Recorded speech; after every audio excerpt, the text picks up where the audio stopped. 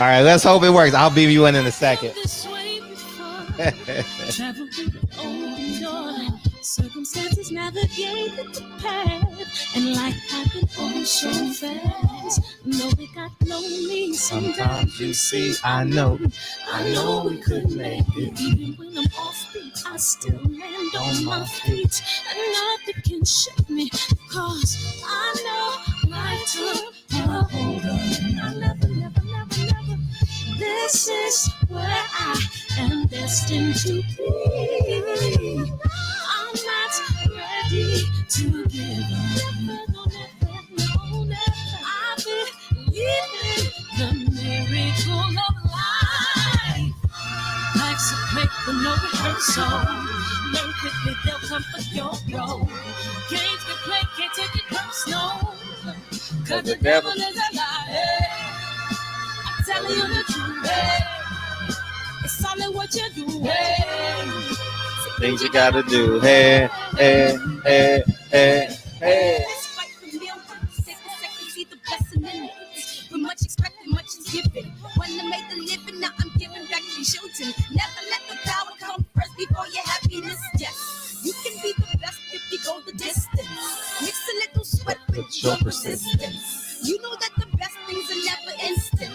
Just shine, let us see it brilliant. Get up, open up your eyes now. It's the moment of truth. No backing down.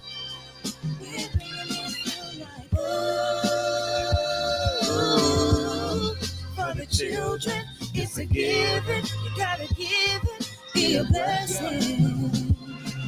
This my personal statement. Run the game like I'm aces. Learn to develop patience, determined to be the greatest. Yeah, bobbing and weaving, they changing up like the seasons. Indigenous to the grind, so I do it for all my people. Jabbing in competition, back up against the ropes. You fighting for recognition. I'm fighting just to promote equality where we lacking. While cancer slowing our road, I'm confident we'll make it. We focus on common goals. So you gotta give back, give love. Giving something away.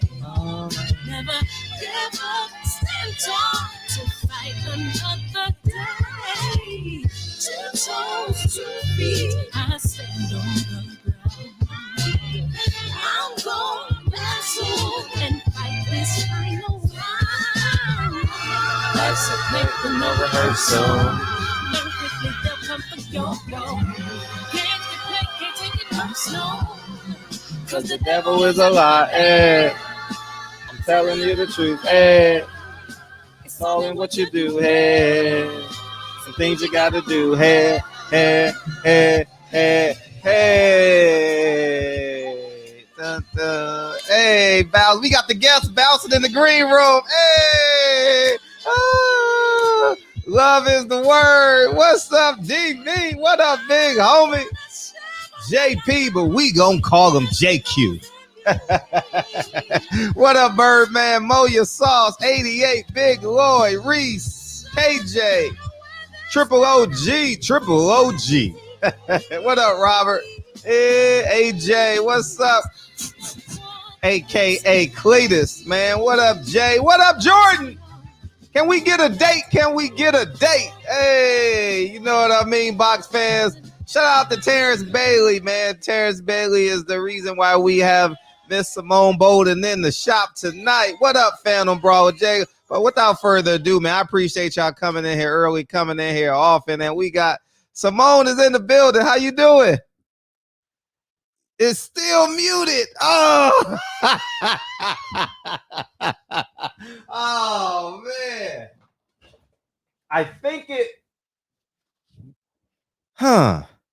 Oh, do you have something in your headphone jack?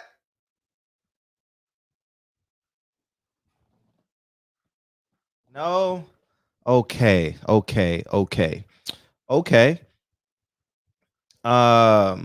Is your computer on mute? Your phone on mute?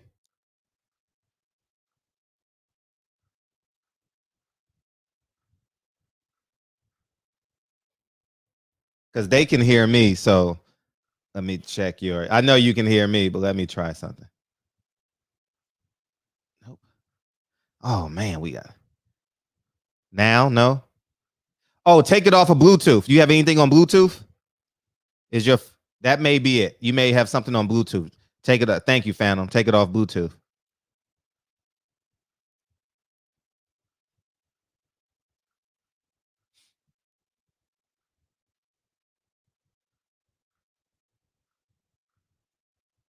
Yes?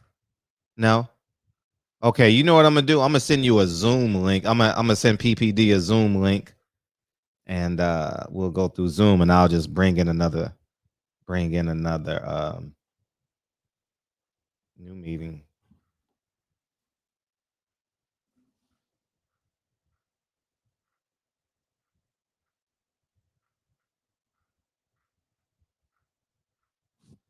Text Patty your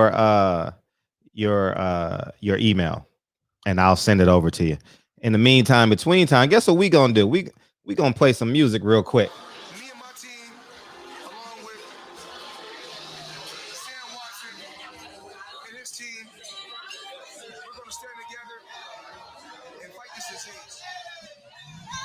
I come this way before, travel through the open door. Circumstances navigated the path, and life happened all so fast. No, it got lonely sometimes. You see, I know we couldn't make it. Even when I'm offbeat, I still land on my feet, and nothing can shake me, cause I know life took a hold on. Never. This is where I am destined to be. I'll reset it. Thank you.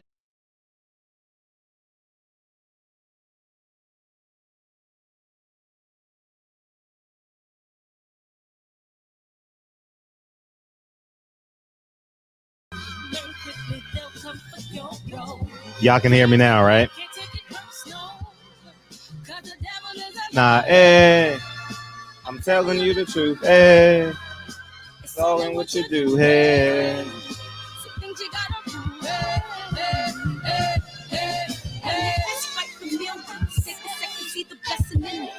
Much expected, much is given. When I make the living, now I'm giving back to children. Never let the power come first before your happiness. Yes. You can be the best if you go the distance. Mix a little sweat with your persistence. You know that the best things are never instant. Just shine, let them see your brilliance. Get up, open up your eyes now. It's the moment of truth. No backing down.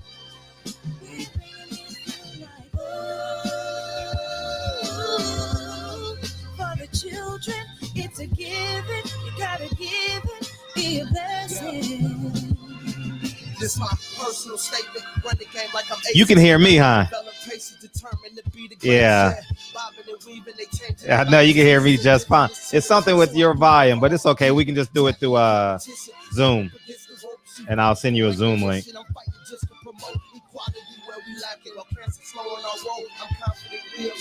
Focus on common goals, yeah. Give back, give love, give in some way. Never give up, stand tall to fight another day. 2 toes, 2 feet, I stand on the ground. I'm going back soon and fight this final round. Life's a quick and over so. Learn quickly, they'll come for your role. I just sent you a Zoom link. Yeah, you can exit out of this and just come into Zoom, and I will just run it through Zoom.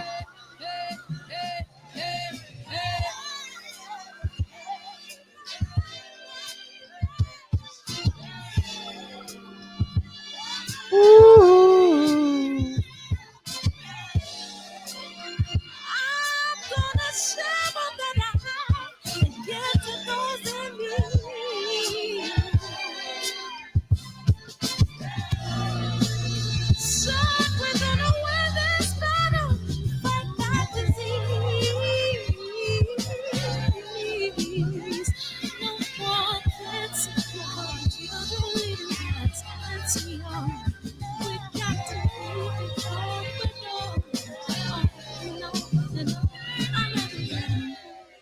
See if she's in.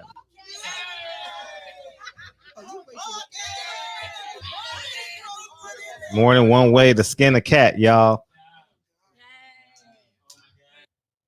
And we'll rock out like this.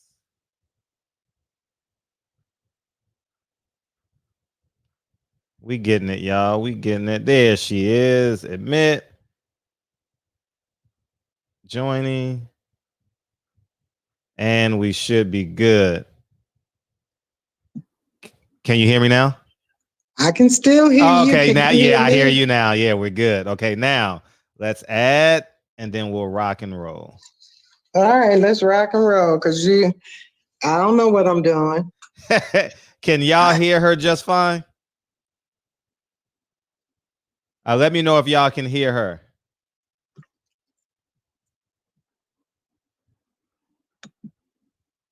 Can y'all hear her?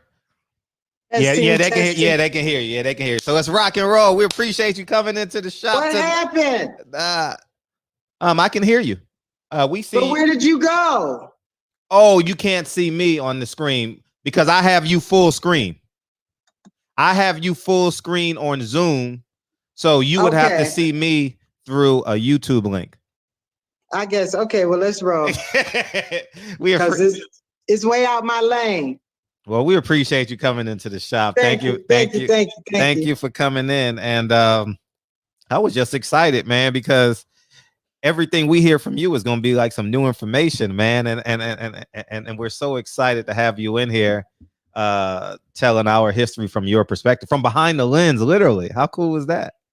Well, at the time I was kind of young and I didn't know it was going to be a story to tell later. It was really interesting, a learning experience. And you what inspired you to come to LA as opposed to New York? First of all, I married a bass player from Detroit. And he was with the Dramatics. Are you familiar with the Dramatics? Yes. I was looking at the shirt that you have on. It says Leimert Park. Right. It took me back a minute because the Dramatics used to perform at the Total Experience right there by Leimert Park. And so that's how it all started. The whole thing started with Tony, me and him getting married, and I decide I don't want to live in Detroit. It's like, it's nothing here. We got to go. You know how you guys are. He was bucking. And when we finally made the move, but we did it 3 times. Wow. The last time ended up being the one. And what inspired you to get into photography? Or was that always a passion of yours? No. My father was a photographer. And my father was a huge drug dealer in Buffalo / photographer. Really? Okay. And he went to prison for a long time. When he got out, he wanted to photograph us and do weddings. And I was like, I don't want to be photographed. But what I will do is, see how it works. Right. And when my father passed away, I ended up with a lot of equipment. So I said, oh, well, let me go ahead and go to school. And I went a little further than him. And I did a little bit more than he did. But he did a lot of weddings in Buffalo. And when you came to LA, what was your first gig? Soul Train? Soul Train was your first? Soul Train was my first gig. How cool is that? Darren Cornelius and Soul Train was my first gig, and I didn't get paid at all in the beginning. No. And what were like your job requirements and like some of the acts? Well, what you did, everybody. Well, I had an inside connect. Okay, so I was there to take pictures, and then I would turn it into them, and they go from there. And you know how photographers are. We take some, we keep some. So that's what I did. And for a long time, they didn't have a clue what was going on. But then some things started happening at Soul Train. And I was like, ooh, I don't want to get caught up in this one. That was a bonfire about to happen. And I was like, let me get out of here. So that's what happened there. But I worked at Capitol Records. I worked for Black Radio Exclusive back in the day. I I was with Death Row when they had the last Jack the Rapper. Do you know anything about Jack the Rapper? No, go ahead. No, elaborate. Jack the Rapper is like Jack the Rapper is like it's like a festival for the artists, and they converge like spring break. But once Jack the Rapper passed away, they didn't have any more of those festivals. Let's go back to Soul Train. How was Don Cornelius? How was his personality? His personality, Don was very strict, kind of. Sure. He liked who he liked, and who he didn't like, you knew he didn't like you, and you weren't going to be on the lot. Right. And you saw a lot of people there. Like I saw you, Luther Vandross. The list goes on and on and on. Look, Luther Vandross, the Temptations, the Dramatics. So let's back up. Let's go all the way back. Take your time. Let's go all the way back to 1980 when I met Tony Green at Klein Hand's Music Hall in Buffalo. And I was with two big old girls. And when I tell you they were big, they were towering over me. And we were supposed to be sitting, you know how they set the sound system up? On the 15th row. Well, they put the sound system in, put us in the front row. And he started flirting during sound check. And little things started happening. And did I think that we would ever be married? No, I never thought that. Wow. We ended up being married. Wow. And I moved to Detroit, and I had a sister in Detroit, and that gave me the excuse, you know. And we took it from there. He was on the road. We was on the telephone 4 or 5 hours at a time. Wow. And while he was on the road, I didn't know anything about the road. All I knew is that I wanted to be a photographer, and I was just starting out. I was working in a nursing home and taking pictures on the side. Wow. And I'm sorry, go ahead. And when we finally went to Cali, and I got the first job at Soul Train, then the next thing came was Capitol Records. I worked at Capitol Records when MC Hammer was over there. BB and CC Winan was signed at Capitol at that time. Forrest Hamilton was handling the dramatics. And Uncle Charlie Wilson. Yeah. So they had the same management. But they kind of schooled me, you know, groomed me. My family was the Temptations, and so I've been in the industry, but just like a girl trying to do it the right way, you know. Right. So you mentioned MC Hammer and the Temptations and all those acts. You know Al Heyman then? I know Al Heyman is from my hometown, Buffalo, New York. His right-hand man was my next door neighbor when we were growing up. Wow. It was interesting because those of us that got out of Buffalo, we did pretty good for ourselves. I love Al Heyman. He did the Budweiser Superfest back in the day. He did all of that. And he did a hell of a job with MC Hammer's career. Oh yeah, he did a lot for a few artists that was out there. Yeah. But I didn't know about the career side of it because I was the photographer at Capitol. I was with the group before. There was a group that came out. They were gonna be the New York New Edition. But they didn't make it. But they were on Capitol. I was assigned to them. I cannot call their name. Something 5, but it was 5 guys. 5 guys from Harlem. But my career kind of just kept building little by little, you know. I kept chipping at it. One thing I wanted to do is make sure I got paid because a lot of people didn't get paid. Wow. And I was like, look, I'm not going to be running around with my camera hanging on my neck. I'm older than all of them, and you're not going to pay me too? No, we're not doing that. So that was always my thing. And how was your overall experience with MC Hammer and Capitol Records, and some experiences that's at Capitol? I didn't really have my girlfriend, who I ended up bringing to Death Row Records. Nancy Fletcher. Mhm. Now, Nancy Fletcher was with Hammer, but I didn't know her back then.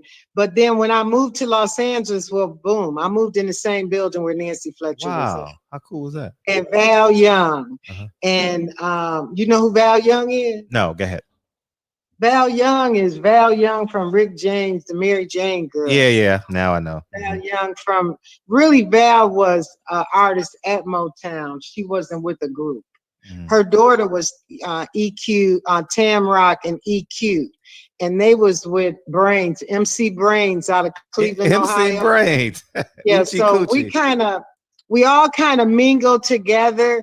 Val kind of was like the glue because she always had people over at the apartment. Mhm. So you would meet people, you know. Right. So once I got to Hollywood and started hanging out and really hanging out with our friends from Detroit, Mhm. we kind of made some things happen.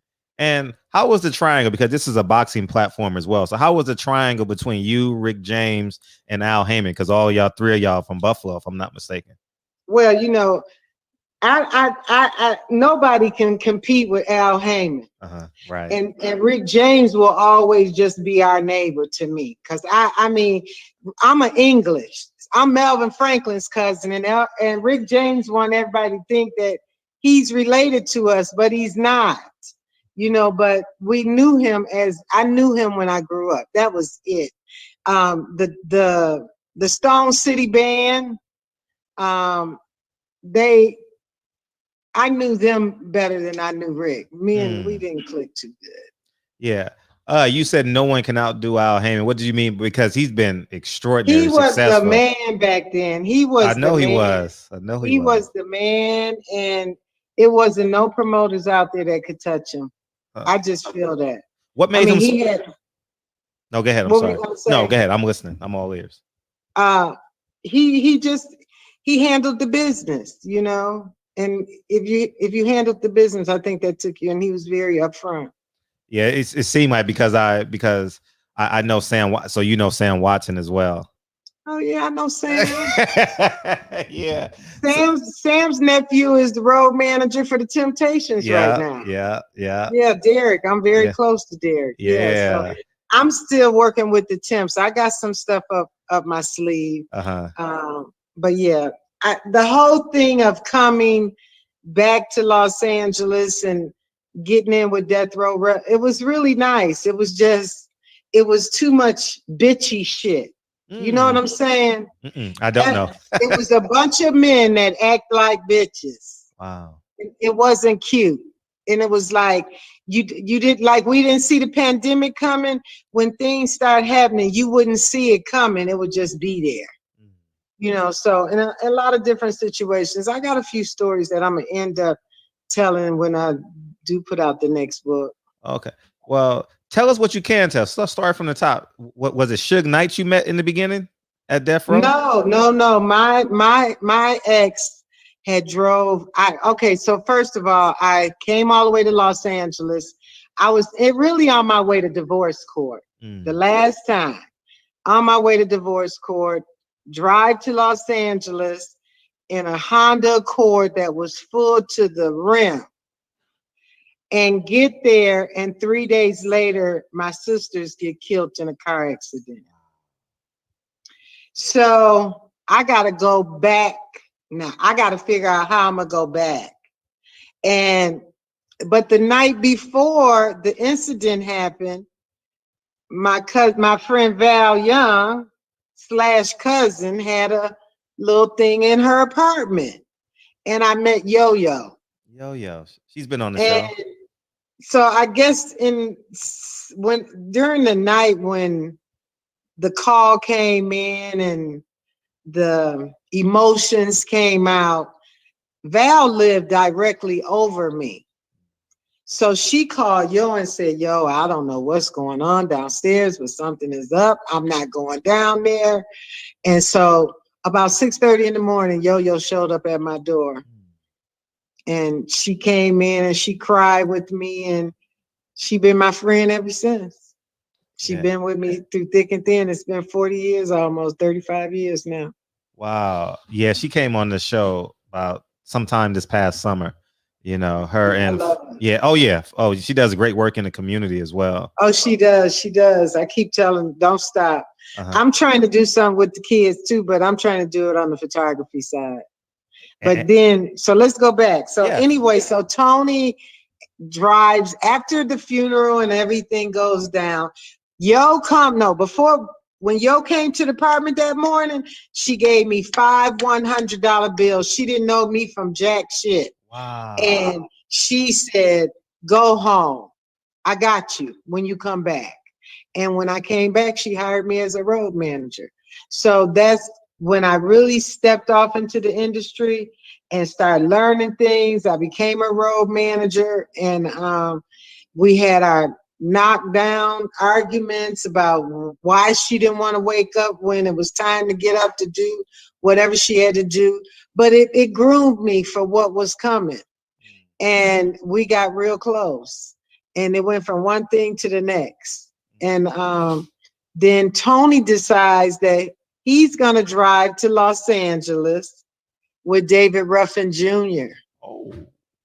And David Ruffin Jr. had a little hooker in LA. So, you know, they had a place to stay. You know how that story goes. So David, they drive out, they go out, and they meet Warren G, Nate Dogg, and Snoop in the men's bathroom.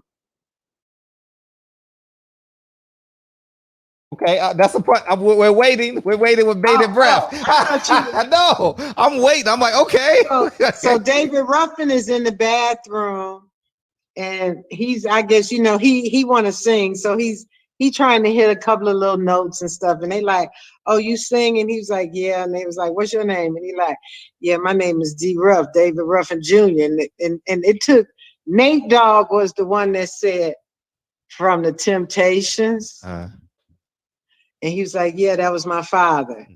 They exchanged phone numbers, and a week later, Tony was playing bass for Dre. Mm-hmm. My girlfriend Lauren was singing for Dre. Nancy was on her way through the door, and David Ruffin was there. And it just, that's how fast it happened. It went from one thing to the next. And then Tony, you know, men are like, he's like, I want my wife around where I'm working at, but you got to either pay or you got to have me working. So he ended up, and Dre ended up hiring me. And then Suge don't want you to outdo him. So he got to have a photographer. So he wants to have the same photographer that Dre has. So they were tearing me between. It was fun for a minute. It got a little annoying, you know, running back and forth.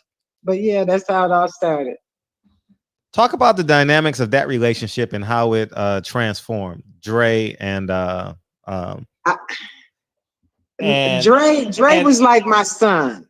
And before you continue, by the way, she got a book out, Time Served on Death Row Records, man. Y'all got to go check it out, man. And I'm sure a handful of people gonna buy the book tonight. But take your time and talk about that relationship, because I live in LA and DB's about to call in the co-host and he gonna go bananas. Might as well call in now, DB, and take your time and take us through that. So I love the guys. I was cool with the guys because they were all kids to me. They sure were at that time. You know, they were kids. I was already way grown, owned houses, cars, paid shit off. And so it was like, you know, okay, I can get with this, you know. But see, Tony was crazy about Dre. But see, once I had got into the business hanging with Val, I knew Suge from the Bobby Brown days. Because I also worked at Solar Records at one time in the beginning. This is all before the Death Row days. See, Suge was around back in those days, but he was like a gopher at Solar Records. He worked for Bobby Brown after that. He went from Dick Griffey them to his own personality, doing his own thing.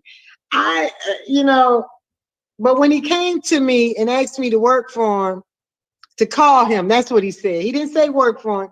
He said, give me a call. on Tuesday at 2:00. Okay, I'm like, Monday you're recuperating from the weekend. So Tuesday at 2, he'll be up running to the gym or whatever. I go to the office. He asked me to come to the office. I come to the office and he makes the announcement that I'm the new chief photographer for Death Row Records. I did not see it coming. And that's how it all started. But it really all started with Dre in the beginning, but Suge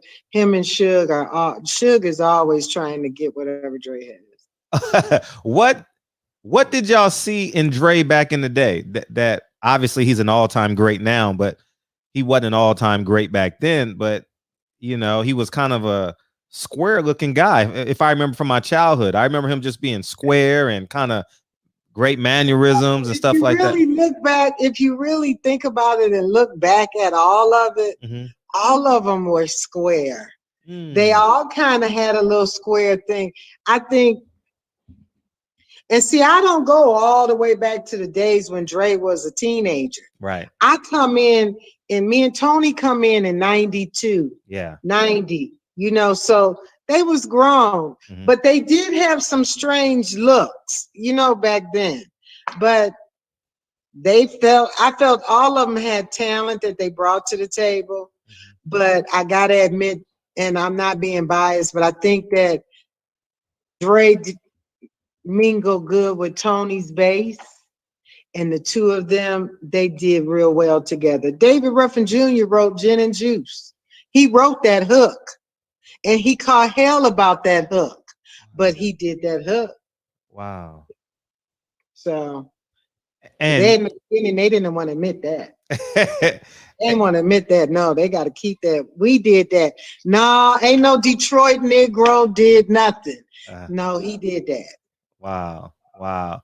And you mentioned Suge Knight wanted everything that Dre have. So everything he had, from his women to his cars to his business, he wanted it all. And that was deep. I didn't like that. But Suge never bothered me. I never got it until when the incident occurred. I didn't see with Suge, you never saw nothing happening. Everything was fine and dandy. And then boom. You be like, okay, where'd that come from? So he never showed any remembrance of being aggressive and just a well-mannered man. Really? He's always very nice and mannerable, and I mean, and then he turns into this damn asshole that you don't see. I mean, I'm telling you, I've seen it. I mean, I tell you an incident. We were in Las Vegas for the first hip hop awards. Me and Rage, we want to gamble. He was so sweet. He break us off real proper. Y'all split that. I mean, little things he would do, but it was a way of control. That's what I realized later. All the little things that he did to try to reel you in. You know, when you was a kid and you go fishing and you throw that little mineral on the line and throw it out there, you're going to catch something. It might not be a fish, but you're going to catch something. And that's how he rolled with everything. It's like, he bought us all cars one year. Wow. You know, and it's like, but you better like the car, even if the car is raggedy. It's like, really? And then your name ain't never on the car. His name is on the car, or Death Row's name is on the car, so it ain't your car. You know, so I learned a lot from the music industry. They be taking, and they ain't give it. That's why I did my own book. My husband that I'm married to right now, he was like, look, we're going to put the book out. They don't want to act right. We'll put the book out ourselves. Right. Right. And I got more attention about that book than anything. It's like, I met with Suge before I put the book out. He said, just tell the truth. Okay, well, I'm going to tell the truth, so I always know it's the truth. I'm telling the truth. Where did the money come from at Death Row? What you mean? The money? Yeah. The money? Yeah. Michael Harris or whoever. Michael Harris was let me tell you something. Okay. Michael Harris was doing so much business Michael Harris called me one year, I think it was 1996, out of nowhere on Christmas Eve, wanting to talk to me about the Welcome to Death Row movie. And he had set up this whole thing straight from jail. I mean, nobody wants to admit nothing. Suge ain't gonna admit nothing. Mm-hmm.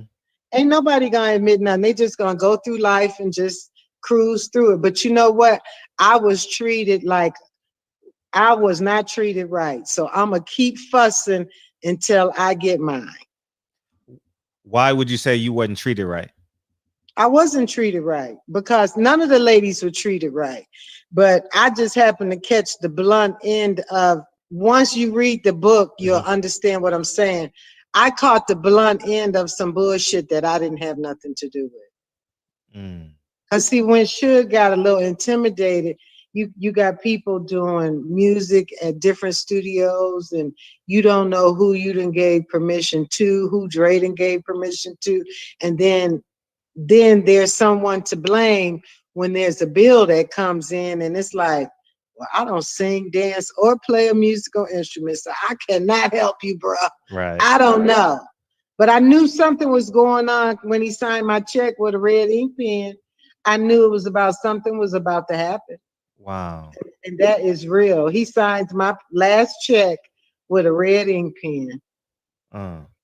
And when he did that, I was like, okay, what's about to happen? My stomach dropped.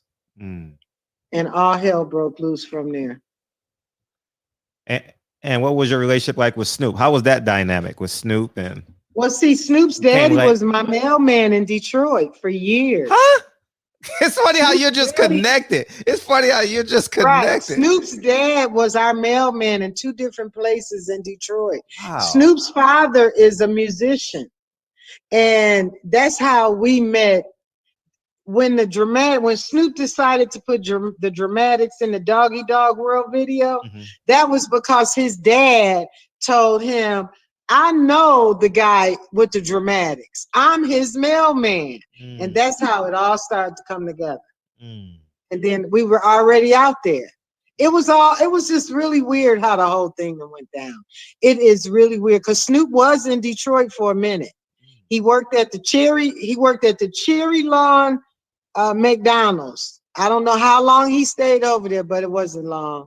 You know, he wasn't Snoop then either. Yeah, but you were there for his breakout year, my 10th grade year, 1992, with Dre and Snoop. That was the breakout. Oh yeah, I was there. Yeah, I was there, and it was nice. And I love me some Snoop. I love Snoop to this day.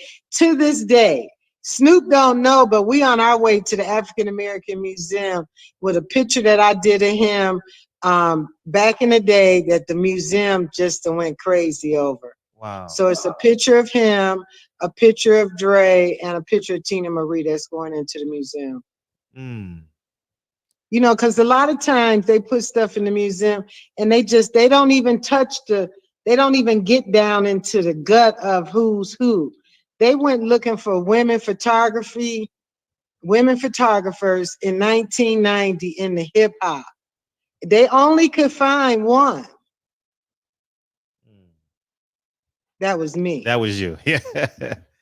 And so that's where I mean, I'm gonna tell my story until it's out there, because where I came from as a little mixed girl in Buffalo, raised by my auntie, we had no idea that I would go this far. Right.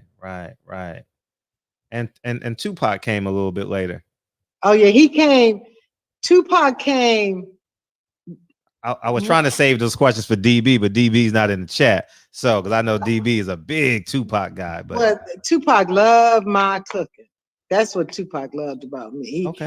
He loved my cooking, right? But I have to stop. I don't cook for people because then they get all clingy. So he was like, look, I'm going to buy some wings. Y'all come over. So this is the crew. Me, Val, Yo-Yo, Tamrock, I think was with us. And we all went to Pac's house. He had just did Juice. And he bought a house in North Hollywood. Wow. On our same block, but on the other side of the bridge. or the viaduct, whatever they call them, where it splits the street, you know? So he said, well, I'm gonna buy the wings and y'all come over. He had just got caught licking the bowl the night before. And I'm like, my cousin was about to tell him she cooked the wings when I walked in the room as he was saying, who cooked these wings? And I said, that would be me. He was like, oh my God, I gotta, went through this thing. He was a nice guy. He was a nice guy. If you respected yourself, he respected you to the utmost. If you was a hoe, he was gonna treat you like a hoe. It is what it is. Take us behind the scenes with Pac. We got a lot of Pac fans in the chat. I think Pac had different. I think between the personality that he displayed with Suge and the personality that he displayed when he wasn't with Suge, it was like, even with Suge, it was a different personality. Tupac didn't act the way he acted, with that boisterous, wild. He wasn't like that. But when he got with him, he kind of brought that other side of him. How was the dynamic between Suge and Pac? Was it friendly? Was it like, I'm gonna do the job because I'm signed to you, or friendship, or was it just business? I think everybody was doing some good acting. Really? Because I don't believe that they were friends like that. Because see, I thought I was Suge's friend too. And when you read the book, you'll say, oh, hell no. You are not his friend. But you can't tell that he's not your friend. He was good at his disguise of what he did. But it was a learning experience working at Death Row. I learned a lot. About the working in the videos and doing the photography, because I worked with Dre more than anybody. I worked with Dre every night, and he worked nights from 6 to 6. Normally about 6 o'clock in the morning, that's when he would shut it down. But I did most of my stuff with Dre. Even though I was working at Death Row, they would send me out when Snoop had stuff that had to be done. The Dog Pound was having an event or something, so I would go do their stuff too. I think it might have been a conflict of interest going on, because it was two. Suge and them had Nightlight and Death Row Records, and it was like, okay, y'all shouldn't be doing this. Something's not quite right here. And you were there that night. Y'all ain't got no love for Snoop Dogg. Y'all ain't got no love for Snoop Dogg. Right. Take your time and give us and tell us that story. Before, after. Well, see, I had got put out already. Because let me tell you, at that particular day, you cannot have your photographer on the main floor at Radio City Music Hall. So they kept asking me. I kept hearing the guy tell me, ma'am, you gotta go. And I just did my little fancy, throw my bad Death Row stuff up. He was like, I don't want to hear that. I don't care about you with Death Row. You out of here. And here come Simon, because we used to call him Simon. He come rushing. Leave my photographer alone, but they put me out.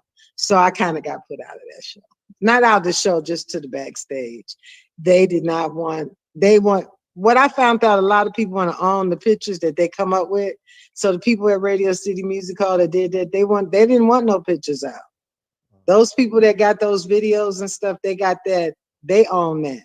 See, Suge liked to keep the photography going so we could have a lot of content for different things that we did. So, I mean, I did a lot of stuff though.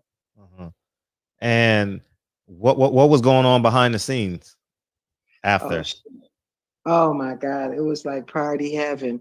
We got Jewel running after John F. K. Jr. I mean, they had a nice party. They had a nice after party. And it wasn't just a bunch of Black people at the party. It was a lot of New Yorkers that loved hip hop, and they loved Snoop and Dre. I mean, Biggie was at the party. And And see, people didn't really, they want to think that there was a war, but Biggie was at that party with us, at the after party. Wow. It was Dre and Fab Five Freddy. They were all at the party. And it was somebody, Houdini was at the party. So a lot of the New York rappers were in the building. It was nice, but it was a lot of weed smoking going on. But everybody wants to always think it was this East Coast, West Coast thing going on, but it really wasn't. So after Snoop got off the stage and did that, and Suge stood up there like Debo, everyone got in their limousines, and it was probably excursions back then, and well, they Suburbans had, and it was back then. It was limousines. They weren't at that Suburban. Okay. All black Uber looking cars. Okay. They didn't do those. But we used to be in the best hotels. And one thing I can say about Suge is that he did it big all the time. It's like if he took us all somewhere, he got everybody on the same flight.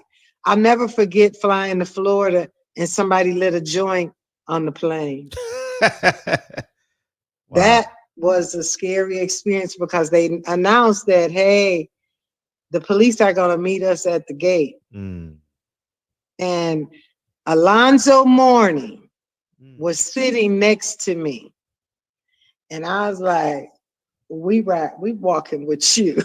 I'm gonna say, like, I don't know them. Because look, they was about ready to lock half of them people up on the plane. Dog Pound on there, Jewel on there smoking. Like it was Jewel smoking. It was Jewel, but nobody dare say shit. Right. They better not say nothing. She told a little girl, if you open your mouth, I'll smack your teeth out. And I was like, oh shit, that was a little white girl. We're gonna be in a world of trouble for real. So look, I'm sitting there like, okay. My nephew always rode with me because I wanted to I'm always trying to show the kids something different. Right. So my nephew in Buffalo, his brother had been murdered. So I said, oh no, you coming with me. And so I kind of had introduced him to the music, and he went on to do a few things, but I'm just saying it was an experience. Right. Reggie Owens in the chat has a question. How was Mob James and them up there?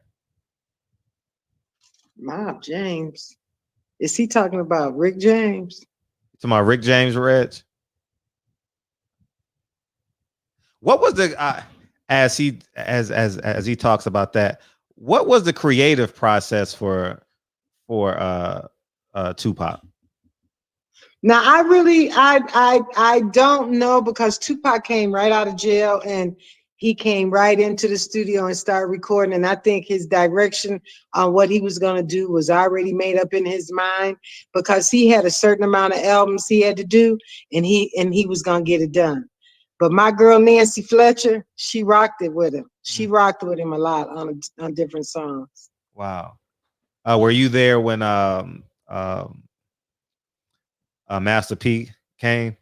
I had left already. You had left already. Darn. But I tell had the seen story. Master P and Snoop in Atlanta. I was at that video shoot when they did the all white. I was at that video shoot because there's a guy from New York that was the director for that video shoot that they did.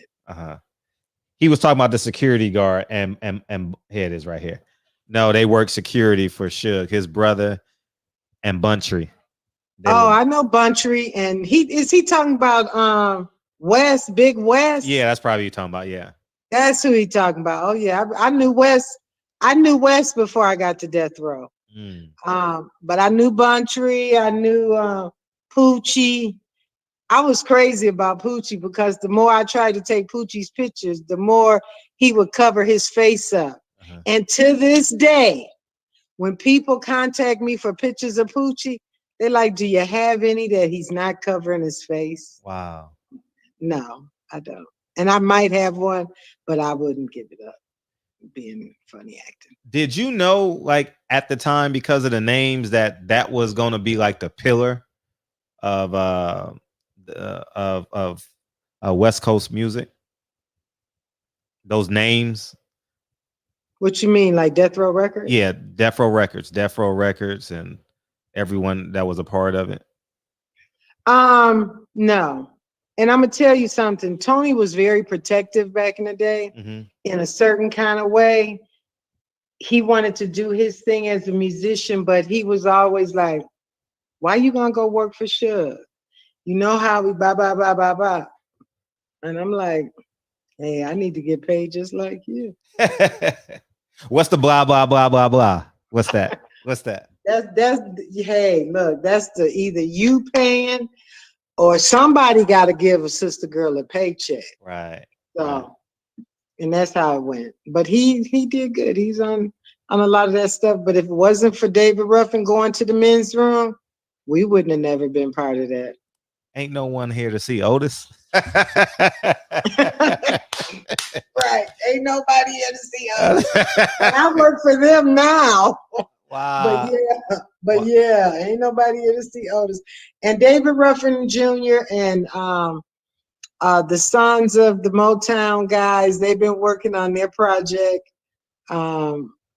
My cousin, he sounds good, but I still say if he's listening, because I sent this link out to a lot of people. Okay, hopefully they'll. So I don't know who's listening and who's not. It's a few but thousand. My cousin is an excellent rapper, but I don't know if he's ready to sing no Temptation music. But he got the voice and he got the look. They can work it out. But yeah, they got a Temptation. They got the Sons of Motown coming. Beautiful. Probably, I say, give them about 2 years and they might have something out there doing it. How was it? I'm sorry. Go ahead. You go. No. How was the dynamic between Dre and Poc? Now, most of the time, they seem like they had magic. They was in the studio, when they would see, I didn't do the studio. I did video. Really? So most of the time in the studio, it was somebody else videotaping. It wasn't me. But my girlfriends would be there because they could sing. I couldn't sing shit. So, Gotcha. I mean, I really can't sing. So I had to be the photographer. But a lot of times, only time I was there is when we traveled, when we done videos. I saw a couple of beat downs. You don't know who Madeleine Woods is, do you? No, go ahead. Madeleine Woods is a professor now at a college, but Madeleine Woods used to be Suge's girlfriend. She used to work on that same station in Washington with Donnie Simpson, BET, VH Soul and all that. Yeah. Yeah, she was on there.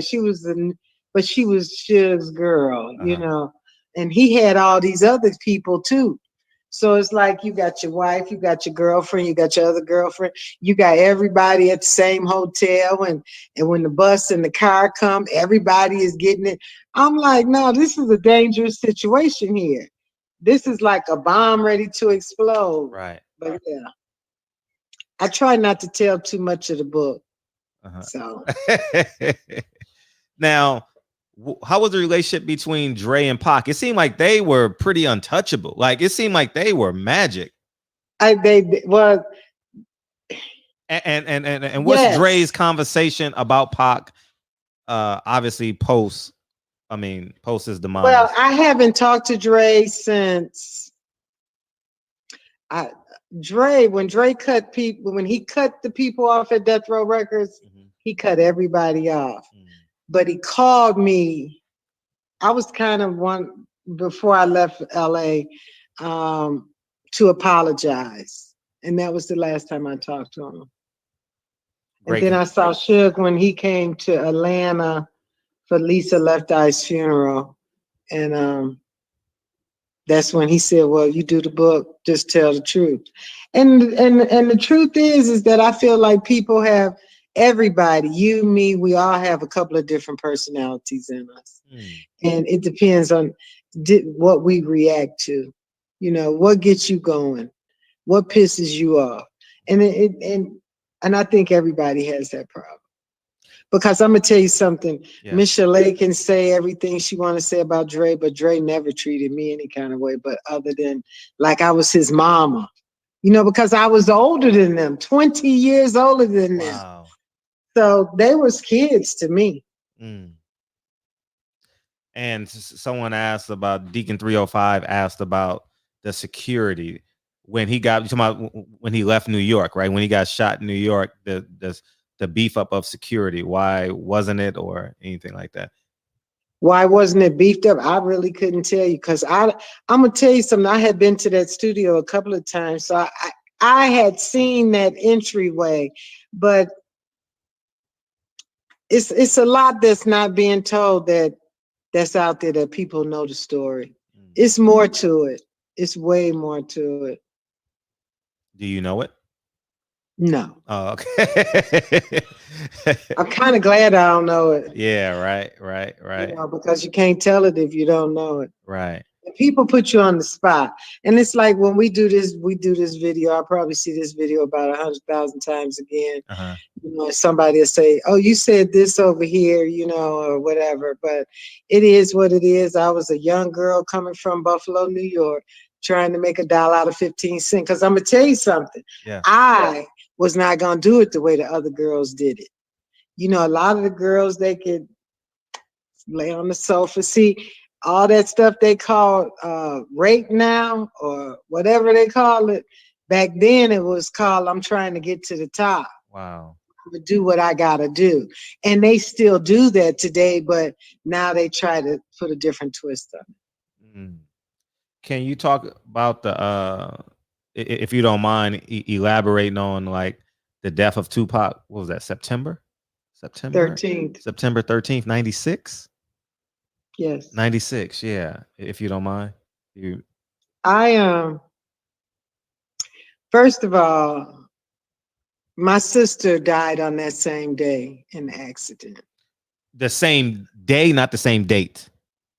Not the same September the 13th, but in 1992. Oh, okay. Got you.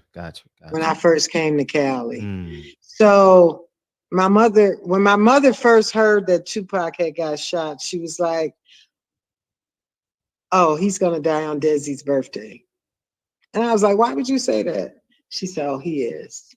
And my mother just recently passed away, but she called that one.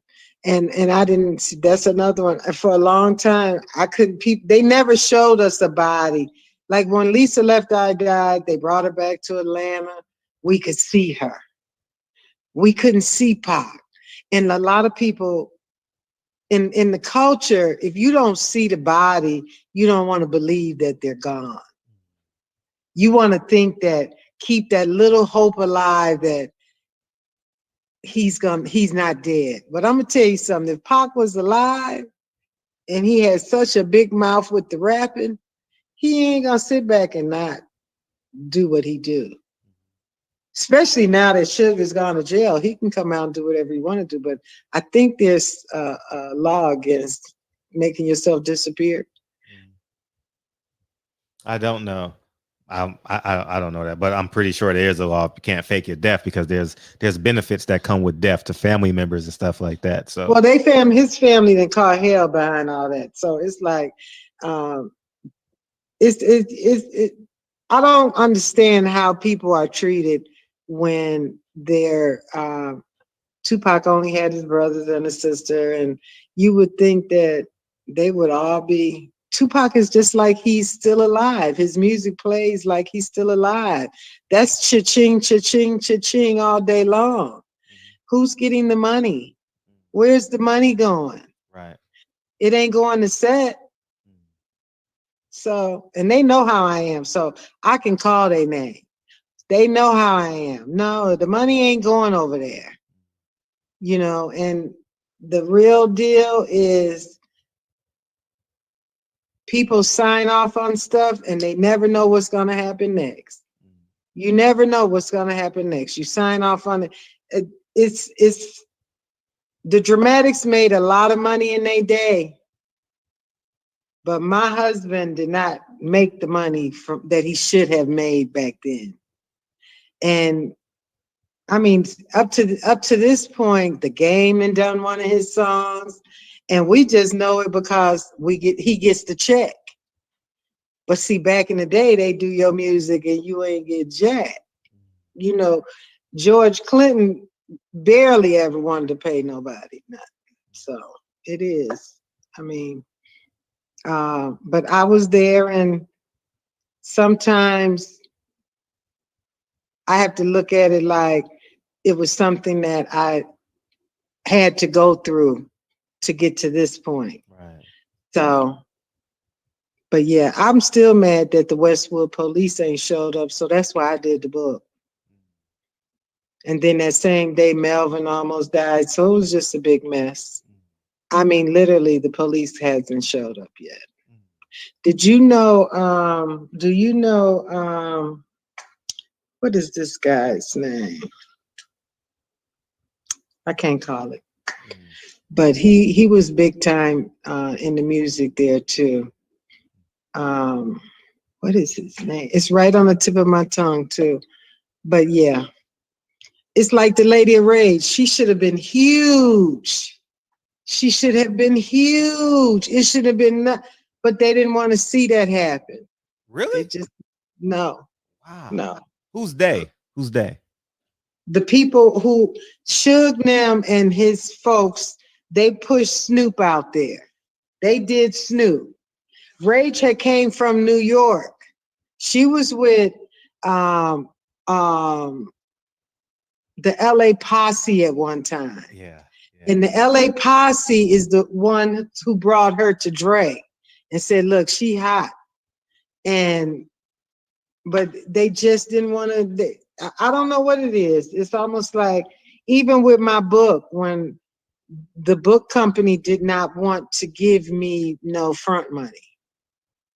But when one of the guys come through, they get them $1 million in a minute. And then they don't sell no books. Right. You'd be like, oh, wow. So, but I've sold a lot of books now. So I like this self-publishing stuff. Oh yeah, for sure. You get a higher percentage for extremely high. Extremely high. You know, I was just telling somebody I did a book signing, and the guy said, so how much you make off this book? I said, how much did it cost you? He said, $20. I said, well, that's what I made. Because if I didn't, it'd be $1. Yeah. If I went to a publishing company. You're absolutely right. And then they cut it up and slice it up and pass it out to a bunch of other people. Now that's all right. So I just keep books. Plenty of books. What do you think happened September 13th, 1996?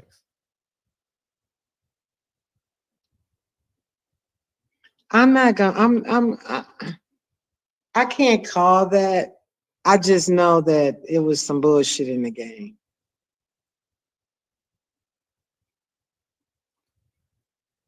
That's all I can say. Do you think don't talk? I'm not getting in that. Okay. I ain't gonna get in that because I mean, I don't know. All I can tell you is what Suge done to me. I can't tell you what he done to Tupac. He done a whole lot of shit to people. But I only can tell you for sure what he done to me. Can you tell us one book? Can you encourage more people to buy the book? They gotta go buy that book, baby. We lost you. The camera's too high. Who, mine? Yeah. Oh, you lost me? Yeah. The battery is dying. Okay. We got a couple minutes. How about March 1997? What do you think happened to Biggie? I don't know, and I wasn't there, but my family was there. But I don't know. But I tell you, it's all the same people. Whoever killed Tupac is the same people that killed Biggie. That's how I feel. It's funny you say that because I've often thought that as well. I don't know who did it. I'll be honest, man. I don't know who did it either. Mm-hmm. And deep down in my heart, I'm gonna take it to my grave on who I think did it. And they're dead. Okay. Because see, what I realize is a lot of people, they do a lot of tying up the loose ends.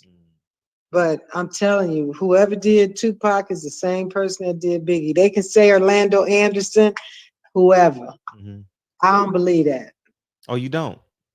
Mm-mm. Mm. Mm-mm. If it was, it's like, wow, that's so coincidental. Tupac didn't have his body gear on. Normally he wears his body armor. Oh, really? He didn't have that on. Mm. All of them used to wear it. Mm. No, he didn't have that on. And when it happened, somebody called me and said, "Did you hear the news?" And I'm like, "No, what?" And then it was just like, oh wow, I couldn't believe it because he was one of a kind. He was definitely one of a kind. He could smoke that weed too. Oh my God. I don't know who smoked the most, him or Snoop, but they could smoke. He would have little piles of weed all over his house. Like, you know how you have piles of flour when you're making dough? That's how he would have little piles of weed. You know, it'd be something to go in the backyard. I'm like, boy, y'all smoke a lot of weed. But we had fun back then, even though I was like grandma. Yeah. Was he an artist or a revolutionary, you think, or a combination of both? A little bit of both. A little bit of both. And I think that if he was still alive, he would have a lot to say about what we just went through for the last 4 years. And that he probably could have ran for president and beat the shit out of whoever was running against him, because all those people that don't vote, they would have voted for Pop just to try something different. I just believe that. Even though he was, there was a lady in Congress, was her first name, I think, was Dorothy. She hated him because they really didn't understand that Tupac said what he felt in his heart. It might not be what he believed, but it's what he thought I'm gonna tell you this. He never ever left home without a book. He always had this little book that he carried with him, that little Machiavelli book. He always had that stuck in his back pocket, referencing different things, but you never knew what it was unless you got close enough to it and you saw it. But other than that, you wouldn't have knew how. He was a genius. He was a genius that they took away from us. What genius moves you saw? I think you sound like somebody. The genius moves that I saw that he made, and the moves that he made that were his acting skills. He got better. Yeah, he did got get better. as time. He got better, real quick too. Yeah, I mean, even with the Above the Rim soundtrack and the Above the Rim movie, he was good in that. But when he got to that next movie, he stepped up his game. Juice. Not Juice, but Janet Jackson. Right. Mm-hmm. What is the name of it? Poetic Justice. There we go. Yes. He was he had great compassion in that film. Right. But you know what? That was John Singleton, though. John Singleton knew how to communicate to them. Like, he knew he was going to put all them kids on look, he put them all out there. Right. But he taught them, he gave them direction. And that's what I liked about Pop. I mean, I liked his skills. I really did, his rapping skills. And then I signed a kid. That was rapper, and he was lyrically like Tupac all over again, to the point where Suge wanted him, and the boy got scared and panicked and ran away, and I never saw him again. I mean, literally. And he went and got himself in a lot of trouble. But yeah, it's but these young people in the music industry, they have no clue. Only a few of them are gonna make it. It's gonna be very few, and it's normally the ones that's not that good. The ones that know the business and put the time in, they don't want them, because then they know how to get their money. And that's the difference. Like, even with me being the photographer at Death Row Records, Suge never ever, I owned everything I had. So I'm able to take it to the museum and wherever else they want me to take it. Terrence Bailey wants you to talk about the Red Room. Oh, tell Terrence, he didn't kept me up past my bedtime. Which Red Room? The Red Room at the in the office? Yes, the Red Room in the office.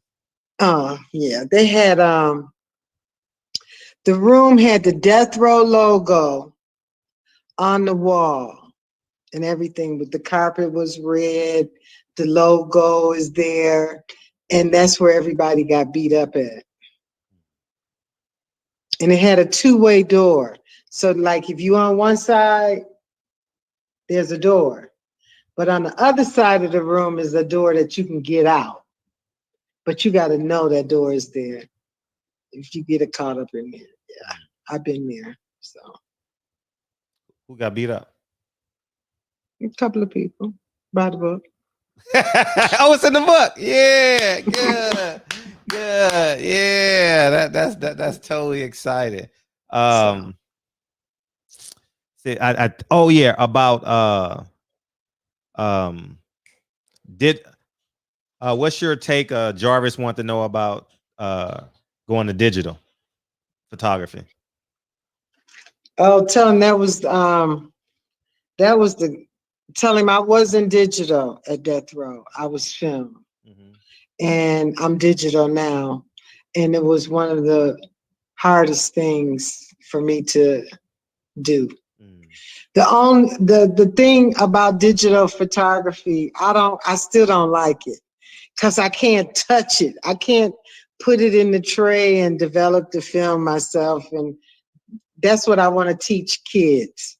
Because see, our kids think that you pick up a phone, you click it, and you have your picture. Well, that's not quite right. And I was teaching kids in Baltimore, 5th and 6th graders, how to process their own film and how to load the reels. But it was hard for me to go from film to digital because I went to college for photography. I just didn't pick up a camera. Looking back on this, I'll ask before we get out of here. Everything's about to die and we went over time. But what would, in your opinion, what would you say about your total experience about the Death Row era?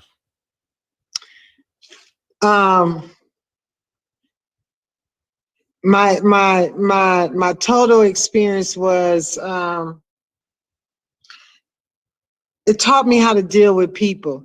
It taught me how to not be so gullible, because I mean, sometimes even though you get a good paycheck but you don't know what's behind all of that. But I learned that the paycheck is good, but it ain't always the payoff. Great The payoff is now on what I'm doing now with the photographs. I never thought I was photographing for the future. I thought I was photographing for then. But now, as time has gone past 25 years, Snoop's son, I was his first photographer, his very first son. So, I mean, all those pictures, I still, I own all that. And whatever is going into the museum, it's like my whole collection is going to go there. So I never thought photographing the Temptations was going to end up being in the museum. And it's the original Temptations, not just the new guys that's on the block. But I know this is it. Here's the book. Y'all get y'all a copy. We sure. I tell on everybody. I'm keeping it real. Right. Thanks for having me. No, we totally appreciate you coming on. And after we read the book, we definitely will have you come back on and you can tell the details that you might have left out in the book. Oh yeah. Well, I want to do another book. So, but I had been waiting on when my mother passed, I was going to put another book together. So, okay. But yeah. Is Suge Knight going straight to hell, or he got a chance at the pearly gates? Oh no, he's going to hell, baby, with some gasoline draws on.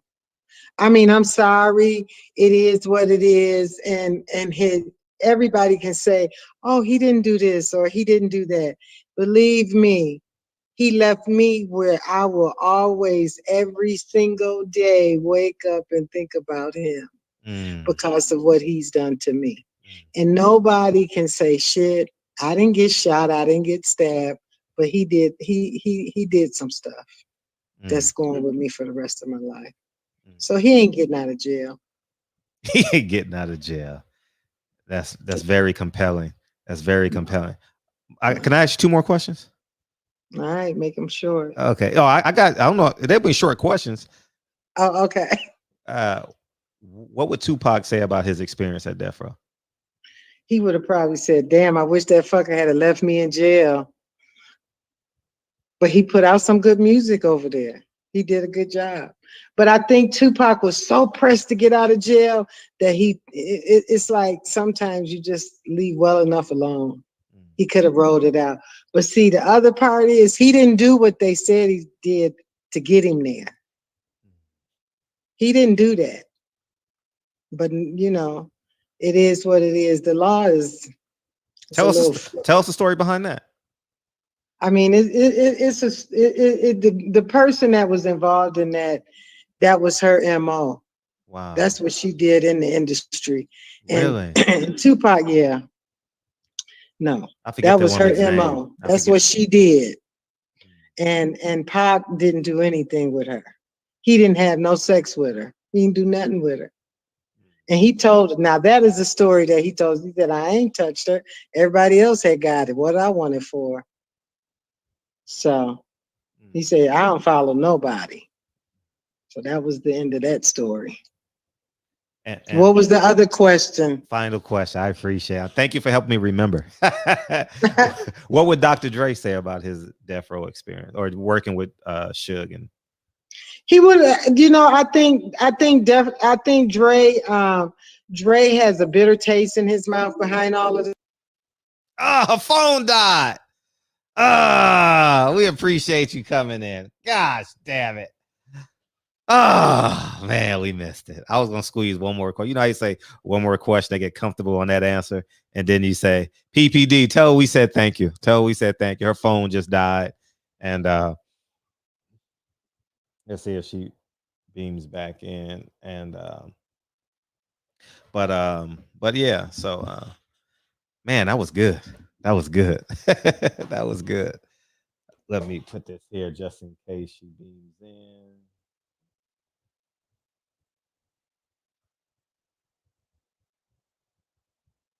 Let me close out the Zoom.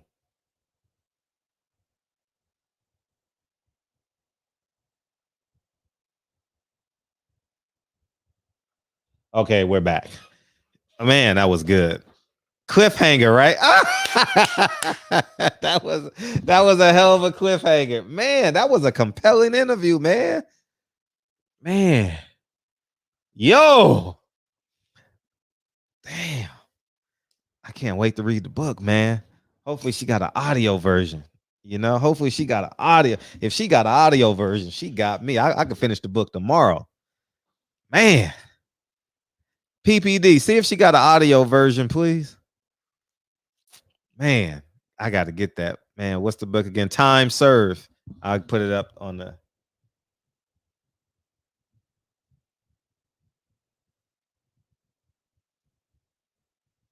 Here's our Facebook link. Time Served on Death Row Records. There you go. And there you have it. Man, I was trying to save all those questions. It's your college degree in culinary. Well, I chopped it up good. Hey, I see. I'll tell you a trick. When person start answering short, she was answering short in the beginning, so you just ask her questions about herself, and she gets more comfortable. I shouldn't give away that secret for free, but you know, I mean, you ask 3 or 4 questions about them, and then you go back to the stuff that about the book and stuff like that. So. So man, that shit was good. Man, I could have went a whole nother hour because it was getting good. Damn it. Here's a link to the book, y'all. Here you go, Jordan. I appreciate you hanging in there with me, Jordan. Congratulations too, Dad. man. Yeah, man. Congratulations. Fred used the warm up tactic. No, I could tell her answers were short. She's like, "Oh, okay, my sound don't work. I just want to get through this interview." And then, man. So, but yeah, great cliffhanger. I want the book now, and so she said, "Suge going straight to hell with gasoline on him." Whew. Straight to hell. PPD, we need that book. Fred Aram. Yeah, man. I appreciate that, man. I'm here. Fred Aram is right here. I was trying to save those Tupac questions for DB, but I hit the 30-minute mark and I'm like, DB not in the chat. I know he got a million questions because all he want to talk about is Kobe and Pac. And he ain't here tonight. How he ain't here tonight when he could have got so much details on Pac, man. I tried. I definitely tried because I wanted him to have it. So, but that's interesting. She said Suge Knight gonna burn in hell. So what y'all want to talk about tonight, man? Let me open the phone lines. The phone lines are open. There we go. Let's rock. There we go. Phone lines are completely open. How to Win Friends and Influence. I got to read that book then, Warren. That'll be book number 101. Yeah, because she's from Buffalo. So if she's from Buffalo, I know two people from Buffalo, Al Heyman and Rick James. You know what I mean? That everybody knows those two, right? So you got to ask the question. If she's in the entertainment industry, so I know she's been with Al. Yeah, and I know she did Sugar Ray Leonard. I was gonna ask her about boxing, but that shit just got too good about the stuff that we don't know. So, but yeah, y'all want to talk about the PBC sketch? Y'all want to talk about the PBC schedule? Oh man! And this is what it feels like. What's poppin', man? Yo, what it do, Fred? What it do, man? Man, how you feel? I'm feeling good, man. Hey, man, that was a great interview, man. It was good. I wasn't alive like when Tupac was alive, like the whole death row. So like it was like cool, just like hearing like somebody who was like in a facility, like in a kind of circle, right? Like give like insight. So man, that was a great interview. I appreciate that. Oh, easy. Yeah, man. So with the boxing, man, hey, I sent it to you. You seen it on IG, right? Yeah. I sent you early. Yeah, what'd you send me? I got it though. What'd you send me? Remember about Shakur Stevenson fight? Yeah. You talking about the June 12th fight? Yeah. He's fighting the guy that starts with an N. Yeah. Yeah, he should beat that dude up, right? Yeah, he should. Yeah, I mean, it's just a question of, is he gonna get the belt? I saw something earlier. I didn't read no articles or shit. Well, it was on BoxRec. That's where I seen it. So okay. No, but they had something that Jamel Herring's gonna give up the belt to fight Valdez. Oh, I didn't see that. That's dumb because I thought that unification is Trump mandatory. Yeah, that don't make no sense to me. No, it don't make no sense. I saw that as a title. I didn't watch no video or anything, but I saw that. Yeah. Yeah. But oh yeah. So what's your thoughts on? Okay, so let me ask you a question. Like, what you think? Okay, so let's say the Charlo and Castano. That's the main event. I like that. I like that fight. And then the coach. Wait, hold on. I'm finished. Okay, thank you. Okay, yeah. So the Charlo and Castano, and then we know the Lubin and Rosario. What do you think? What's your thoughts on Rai Salim and Stephen Fulton and John Riel Casamiro and Gimme or Rigondeaux? You think that's a pay-per-view worthy card? Fuck yeah. But it's a pay-per-view card for us. I mean, they ain't gonna sell. But you talking about like a pay-per-view card for boxing fans? Oh shit. That's a hell of a card. Fuck yeah. That's a hell of a card. Shit. Whew. Man, yeah. Yeah. I mean, they ain't got no names on it that's gonna cross over. But you talk about me eating a whole bag of potato chips. Yeah, that's definitely a card where I can eat a whole bag of those cheddar sour. Was it cheddar sour cream ruffles? Oh yeah, for sure. For sure. You know what I mean? And didn't feel guilty and drink a bottle of water. You know what I mean? Yeah, that's a good card for me. I'll be home all day watching that, and I would be excited. Al Heyman would get fucking a gold star. If we were in kindergarten, Al Heyman would get 5 gold stars. Yeah, that Mhm. would be an amazing card. Yeah, that's a great card. Imagine if that happened. Yeah. Mhm. Yeah. But that's all I had, for. I'm back in the chat. Appreciate you. Yeah. All right. All right, one.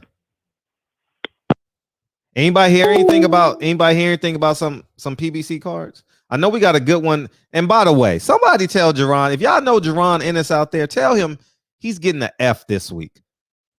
Because he's too flashy in the ring not to carry a fight, dog. It ain't personal. Y'all gonna say, oh, Fred. No, I'm expecting him to talk a little bit more, but I ain't seen nothing. It's Wednesday. I ain't seen nothing on this dude. You know, like anyways, man. Tell him to start. This is his coming out party. This is the moment he's been waiting for, and the world needs to know. You know, and I mean, it seems like he's the one that don't know English. You know, shit. Tell him if anybody know him, got his Instagram, y'all got a line to him. Tell him to do his thing leading up to the fight. And if he's not gonna do the talking, tell his dad to do the talking. You understand? Or his brother. You know, he got 2 other brothers that are fighters too, and the dad, the whole family fights, you know. So the world needs to know that the whole family are fighters and they stick together and they all in the same corner. They support each other. And I think that makes for a great story. We're the only ones who knows that though, you know. So I would love for him to do some more interviews, maybe call some YouTube channels and just talk for 10 minutes. Go tomorrow after you work out and lose your 3 pounds or before, do 5 interviews for 10 minutes, you know, 10 minutes each, because I ain't seen nothing on him this week. And I told y'all I was looking forward to see if he can carry a fight. He hasn't shown the ability to carry a fight. You know, he can carry it now because it's Showtime, Sergio Lipinets. We're excited, but he needs to start carrying. He's a main event. He needs to start carrying as if he is the main event. You know, you got to carry the fight, y'all. That's part of it, you know. So, but I do anticipate him winning though. I'm looking forward to him being flashy, fly, and everything that I've seen beforehand. So I'm interested, and this is going to be a it's going to be his coming out party, but he needs to tell the world that this is his coming out party as much as possible. You know what I mean? That's why when these fighters have monikers, so let's say who has a moniker like Bronze Bomber, he says Bomb Squad because he says it in every interview. So now when fans see Deontay, they don't even say his name. They say Bomb Squad or to this day, you know. So you got to brand yourself, and he hasn't done a great job of that this week. So someone holler at him and tell him to get on his horse and start branding himself, because if he gets a knockout, we want that shit to go viral because he deserves it. He's earned it. He's definitely earned the opportunity to go viral. So Sergio Lipinets is going to be a durable out now. He going to be in that high guard. And, you know, his Sergio Lipinets, that left hook to the body, that's his shit. That left hook to the body. So you can hit him as much as you want up top, but he gonna listen. Yeah. What up, Jordan? Yeah, all the time. Yeah, man. So tell him to get on it, man. I want the world to know who Jerron Ennis is. Got a boatload of talent, man, and we're gonna see if it's a skill set Saturday night. You know what I mean? Yeah, he needs to hire Charleston White as his little penny. Why not? Why not? I appreciate you, D. You just tapping in to say what's up, man. I appreciate you, big homie. Holla at your boy Jerron Ennis and tell him to get on it. Tell him to get on his P's and Q's. His dad is a talker. Tell him his dad to start talking. I got their number, but you know what I mean? But it's fight week. I don't have a relationship with him to call them fight week 2 days before the fight and be like, hey, you want to do a 10-minute interview? Nigga, you ain't called me in your life, you know? So I ain't got that type of, I ain't cool like that with him. So, but yeah, I want him to do well. I'm excited, man. I'm really excited for the kid. I already called 3 of my friends and be like, are we watching the fight or what? Are we watching the fight? You know, because we got a COVID protocol. So I will be glued to the tube. I don't even know who's on the undercard. So I'm excited to see who this kid is, man. And we'll talk about him on Sunday, and it's gonna be exciting. And what else happened in boxing today? I heard Deontay Wilder's retiring. Did y'all hear that? Is that Mauricio Sulaiman said he'll be in here in 2 weeks? Mauricio Sulaiman will be in here in 2 weeks, and that'll be a good conversation.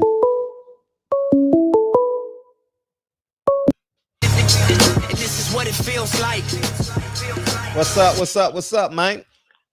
What's up, Fred? How you feeling? How you feeling, man? Did Feeling you get good, some? good. Did you get some? Nah. You ain't getting none this week? Not yet.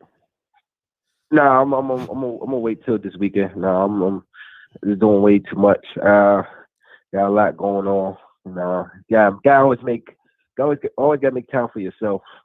Mm-hmm. You know, these hoes, man, they'll fucking ruin a nigga. They'll ruin your ass. So you gotta be careful. All right, cool. But yeah, man, Fred, that was a hell of an interview, man. We got to see fly on the wall type of peak what goes on during the legendary times of the death row, man. Oh my goodness, so many. They can really make a show out of that whole situation. Somebody should really tap into that, make like a little show, a skit or something like a show, and just really explain more about certain situations. Hopefully one day somebody actually do that. Right. Good point. Off of that, that'd be great. You know, hey, whoever's listening who can do that, hey, that's for free. Do that, man. We need to see that. That'd be great. But let's get to this boxing, man. There's some great boxing this weekend coming on, man. Hopefully boxing fans, I think they're in for a real treat with that boy Jerron Boots Ennis. I'm hoping that man is a fucking killer. He's a fucking killer. But not only that, he's a finessing killer. He finesses. Dude can hit, not get hit, move inside, outside. Man, I don't know who's gonna beat him. You know, I think it's gonna take like somebody like a Sean Porter type of style to beat him, but somebody who's stronger and bigger than him, possibly. A style that's just gonna make him get uncomfortable, force the exchanges, make him make mistakes, and you know, just go to his body because he's just really strong. And I don't think Lipinets is that type of guy. I really don't. You know, Lipinets is a solid world champion. He only got dropped by Mikey Garcia, who's a really good fighter as well. And I just think that Lipinets is gonna get the business on him. He's just gonna really get the business. And I think this is his coming out party, as you said. I just really, really, really can't wait to watch that man go to work. I'm not sure if you can you correct me. Is this like something for where he'll be mandatory for Earl Spence, or is it like close to the rankings to be a mandatory for the IBF belt for Earl Spence? I don't know. It don't matter. Earl is unifying, so it don't matter. It don't matter if you're mandatory for Earl. He's unifying. You know what I'm saying? But I get what you're saying. Well, I told you. Well, someone help me. Well, I honestly don't know. Earl did say that he wants to fight Boots though. Like he was interested. I think he did an interview several months back and say, hey, you know, I'll fight the kid. And I was just really shocked that he said that. If I recall, he did say he will be willing to fight Boots before he moves up. And I was really shocked because usually when you made it like Spence did or is, you don't want to fight a young, hungry guy like Ennis, who's got everything to gain and nothing to lose for real. So I was shocked that, and that showed where Earl is, his mentality is, man. But you got guys like Crawford who just turned down Virgil Ortiz, which that's still a solid fight. I'll watch that shit. How you gonna tell that kid, hey man, you ain't ready when he's calling you out? He's calling you out. Bigger and better things. Pacquiao don't want to fight you. What bigger and better things? Right. What? Jamel Charlo, he's about to fight Castaño. What are we doing here, man? Right. But the fights this weekend is great. We got the return of the real big baby Anderson, Jared Anderson. He's a good fighter. Top Rank got a card too this weekend. Yeah, he's gonna be on that Top Rank card. So I can't wait. Oh, that's the Tulsa card that Bob was talking about. Yeah, Joe Smith Jr. Oh yeah, Joe Smith. Yeah, man. I like Joe Smith. Yeah, shout out to Joe. Shout out to Joe Smith Jr. That dude is all action, all work, all business, and he gets big knockouts. I really like that dude. He's a hard worker. He works and he boxes. The COVID fight. That was the fighter. That was the COVID fight, right? Yeah, his opponent, that German guy. Okay, that German guy I'm with it. Fighting. I'm with it. Yeah, I got something to do Saturday. Yes, it's a good matchup. It's a classic matchup of the banger versus the boxer. That German guy, he can really box. He can really box. He used to fight at cruiserweight. He's never been stopped. He's tall as hell. He's going to actually be bigger than Joe Smith. So I think Joe Smith is going to have to go to that man's body. Don't even worry about the head because that guy's pretty slick. And just work the body for the first 4 or 5 rounds. And then when he drops his hands, he'll get that knockout. Yeah. And you know what's funny? I had no idea they were fighting. So that means I saw FA do an interview, but I didn't watch it. I saw it on my timeline. So he's fighting too because he said something. Yep. Okay, good. Now I remember FA, now. Okay. Hey, I got to call out FA Jobber, man, for saying what he said about Deontay Wilder. I really got to call him out for that. Hey, FA, if you listening on your team, look, man, cut that crap out about you was mad at Wilder for what he was posting. Who cares, man? Y'all both melanated, man. Who cares? Who cares, man? If you didn't want, if you had all that to say, why you duck Frank Sanchez over there at PBC? You ducked Frank Sanchez. Wow. You ducked him. Frank Sanchez's team sent you the offer. You didn't want the smoke, and you left over to the Top Rank. And your first fight over there was a dud. Was a complete dud. You got dropped by a journeyman. Stop it. Stop it, man. You left Ronnie Shields. You betrayed that man. That's a good brother right there. That's a good guy. And Ronnie you left Shields him. is a good guy. Come on, man. Cut it out. Wilder in his prime, if Wilder's still the same, he would destroy you. 2 rounds. You too slow. Way too slow. Way too slow, man.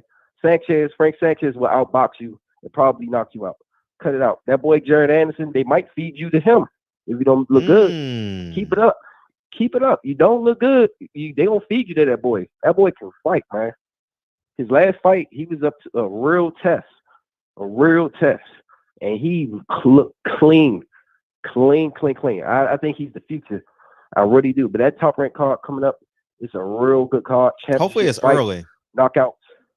Oh, man, I can't wait. I really can. And then you got Jerome Boots Ennis. Come on now. Look, I know boxing, all been saying boxing. Oh, that's a good one. No, that's a good fight. Now, I know we all been saying boxing has been good to us, but the last several weeks, honestly, boxing has been great to us. I'm going to be honest. We had the Chocolatito card. We had the Virgil Tees and Hooker card. Good fight. I didn't see the card. Ring City's been on fire. Ring City. You're right. Brandon Cannon Adams. Yeah. Brandon Cannon Adams, man. He needs to be near a title shot really soon. We gotta get him in the shop too. He needs about 2 more top fights. I think he could get one. No, I think he's ready now. I think he's ready now. You think he's ready? Ooh, you think he is? Cannon? Yeah, for sure. He could beat anybody. Wow. He can beat anybody, and anybody can beat him. That's true. Hey, styles make fights. Styles make fights. Yeah. Hey, I got a question. What do you think about all these UFC fighters keep coming out and saying they want to fight boxers? What do you think about all that? They always want to fight boxers. Free money. I keep saying that. Everybody saw Triller throw the bag. So you know what they saying? Shit, I want a piece of that bag. Oh, man. And it don't count towards my record? Shit. Man, are you kidding me? I want that bag. That's what they want. All these fighters chasing that bag now, you know? And they deserve it. Hopefully got the good management team, good PR team to build it up, and hopefully they get it. Wow. Yeah, I agree though, man. Boxing, hey, lately the fighters been getting paid real good. Hey, shout out to Teofimo Lopez, even though you ducked my boy Devin Haney, you didn't want that smoke. But hey, he did a hell of a move to show people, hey, look, there's money to be made, not just in your promotional company. Right. You can get what you're worth. So hopefully, I really do hope these fighters get to see that. Right. And I really hope these fighters understand they got their own worth. They got power. They can put stuff in their contracts to say, hey, I can go over here, I can go over there and fight. I can go wherever the hell I want. I don't have to be exclusive to one network, because that hurts you. That hurts your legacy, hurts your finances. And you're going to be guys like Shakur Stevenson complaining about, I want this fight. But your truth be told, your promoter don't got your best interest. Their own pockets is their best interest. So hopefully these guys one day learn, because then we get the best matches we want to see. Right. You know, we truly do, because we got to see what the hell Bob's going to do with the situation with Shakur, as far as he's the mandatory to both Herring and Valdez. Right. So that's going to be interesting. Hopefully that kid knows he can call his mandatory clause. Like Sean Porter, come on now. Nah, Sean gonna duck. Sean ducking Ennis. He already said it. You said ducking who? Sean Porter ducking Ennis? Yeah, he said he's not fighting him. What? Yeah, he said it on Blue Bloods video. He Fuck out of here. He actually said that shit? Yeah, he said no way. Wow. Yeah. That says a lot. That says a lot, man. Sean Porter don't duck nobody. That says a lot. He don't want to fight Jerome. He actually said that? Yeah, I was like, that's not what Sean Porter would say.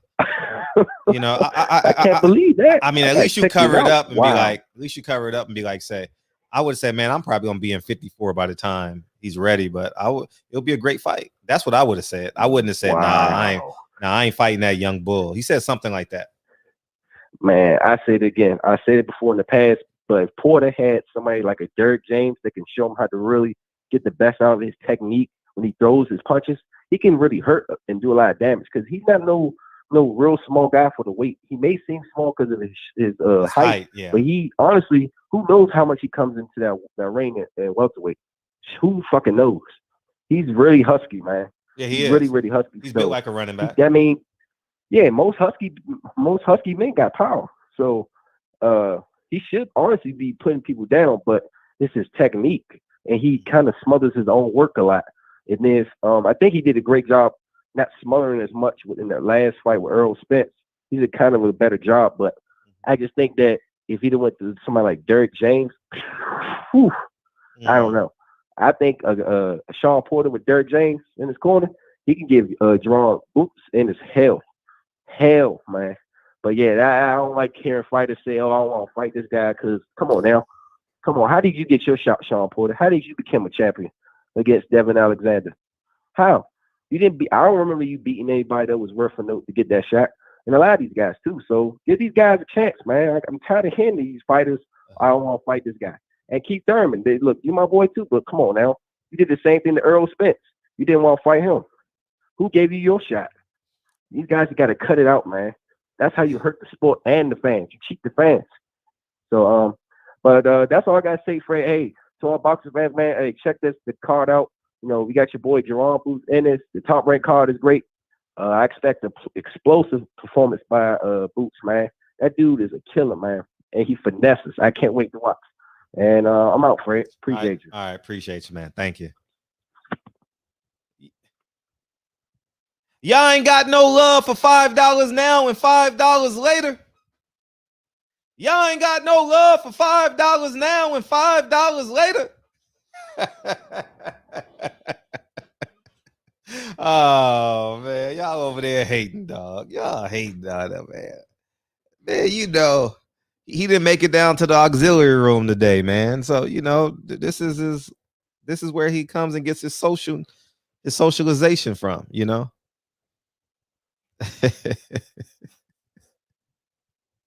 Man, Thurman out here begging, dog.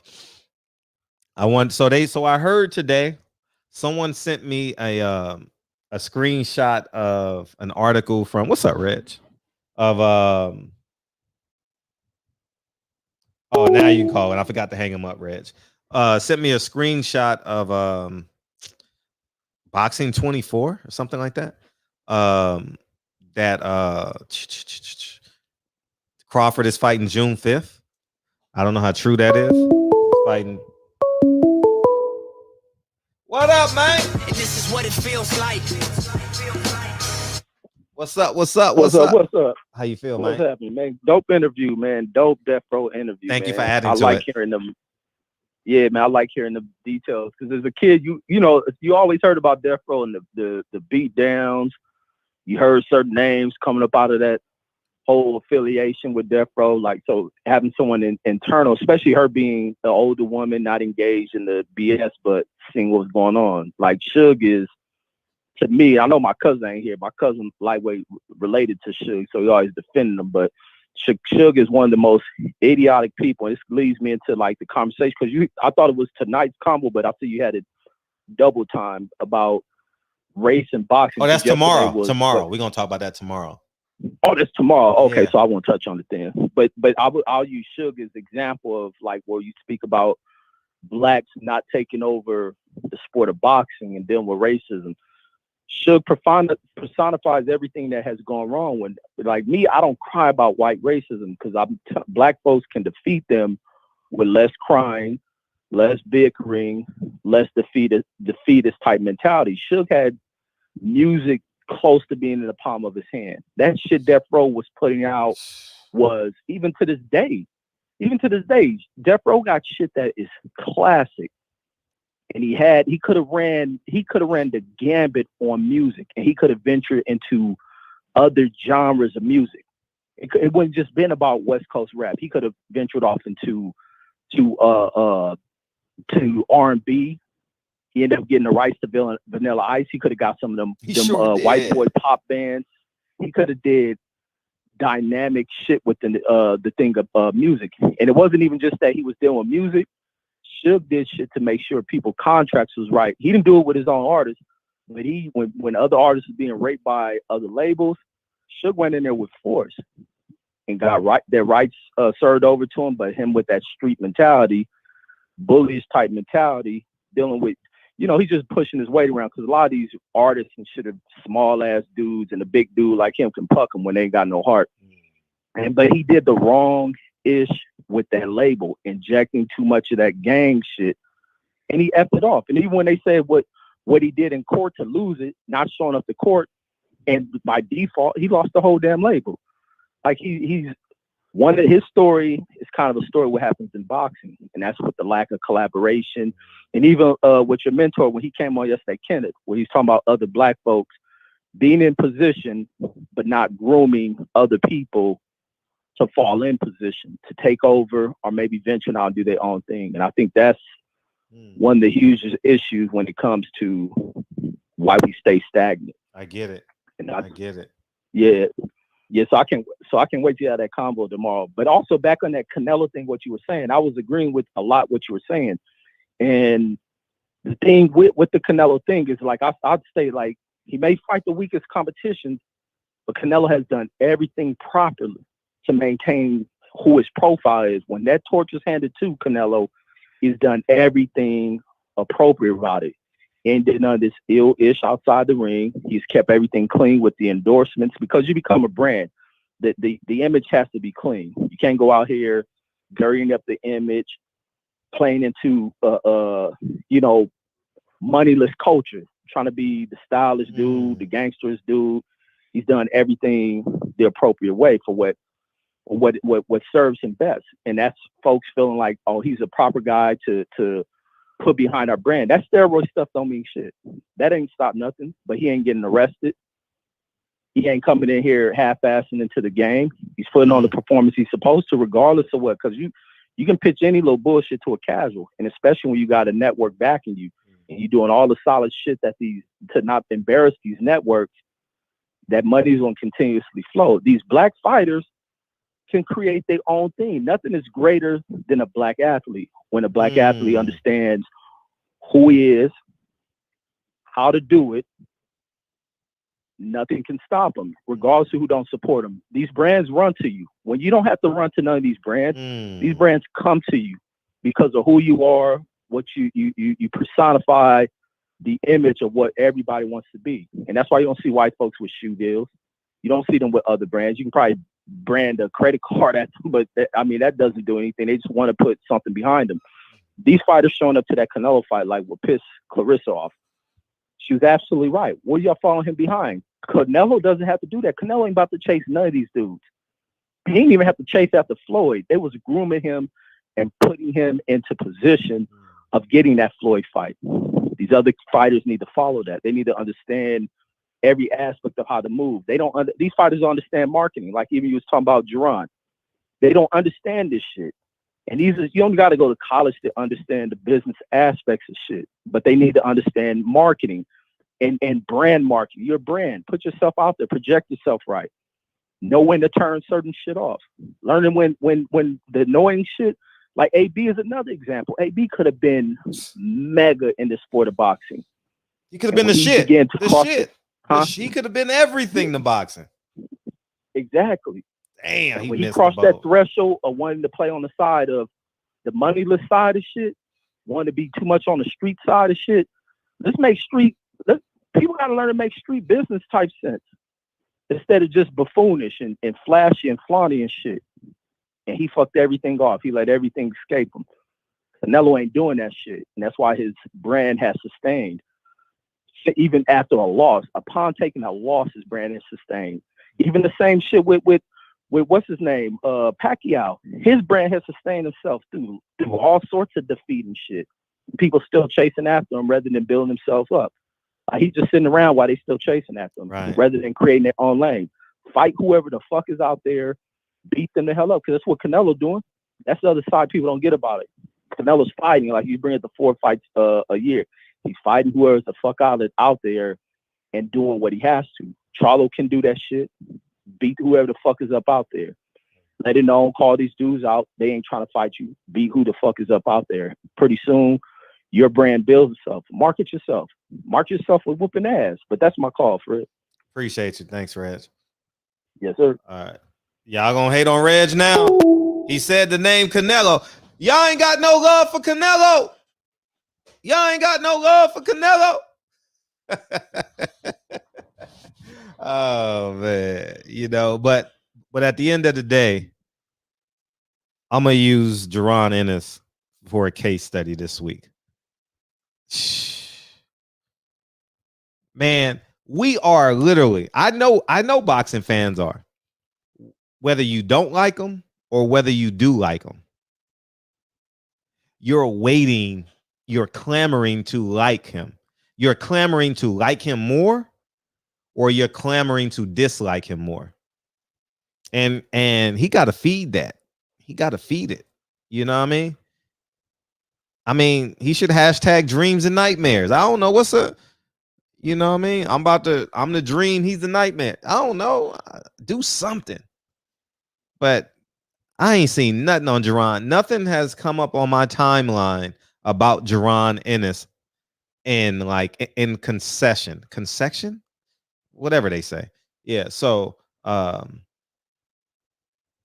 saw a press conference that I didn't watch because I was like, ain't shit gonna pop. Shout out to Brian Custer though, but I'm like, he ain't gonna say nothing, So what the fuck am I gonna watch it for? He gonna say I'm the best.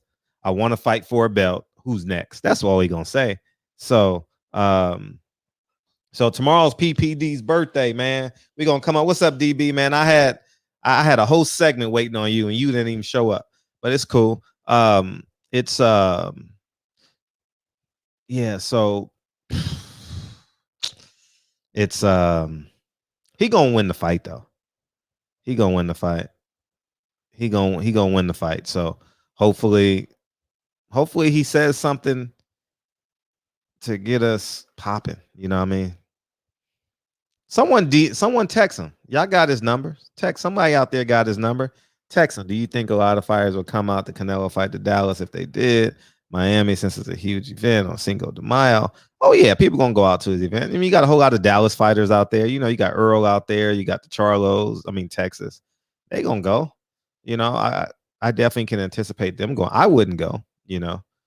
But yeah, I'm pretty sure. I've been super tied. I get you, homie. I ain't tripping on it. But I say fuck, man. And we gotta deflate his momentum. And the easiest way to deflate his momentum is to get a fight date. Get a fight date and let him know Superman's coming to save him. You know what I mean? Earl should be getting a fight date soon. Charlo should be getting a fight date soon. Wilder should be getting a fight date soon. Tank should be getting a fight date soon. 122 division should be getting a fight date soon. I'm excited about them guys. So I wonder what's going to happen with Keith Thurman and Sean Porter. Is Sean Porter fighting Terrence Crawford now? I don't know. I don't think Crawford would do something like that. You know what I mean? I don't see that in his mindset. You know, fight Sean Porter for what? That's what he's thinking. For what? He ain't got nothing. He done lost everybody and he ain't got nothing.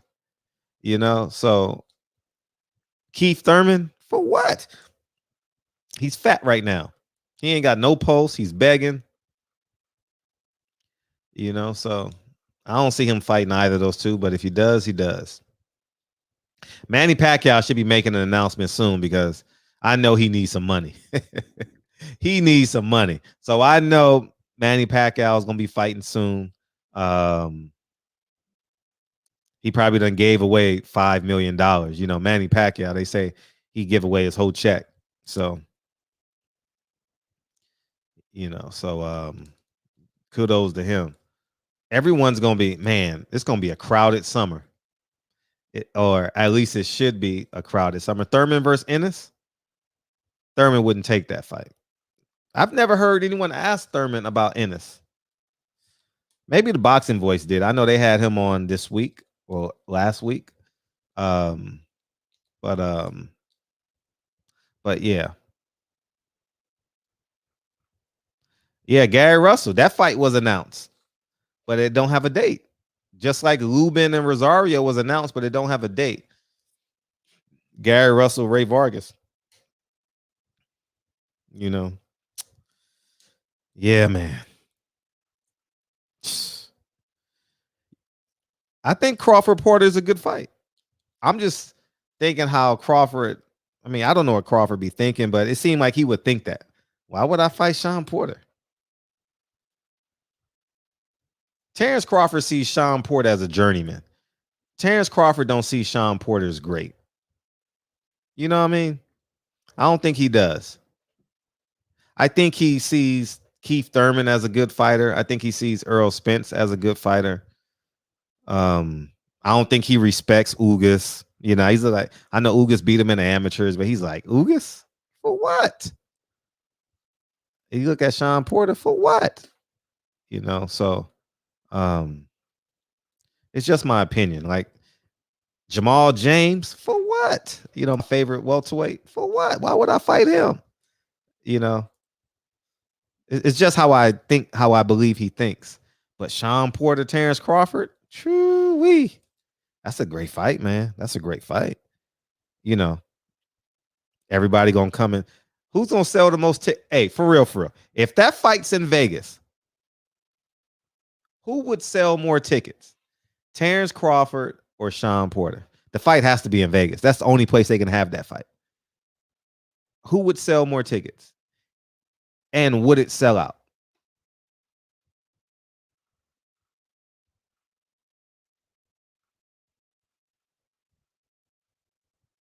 Get desperate, right, Jarvis? You think Porter would sell more tickets than Crawford?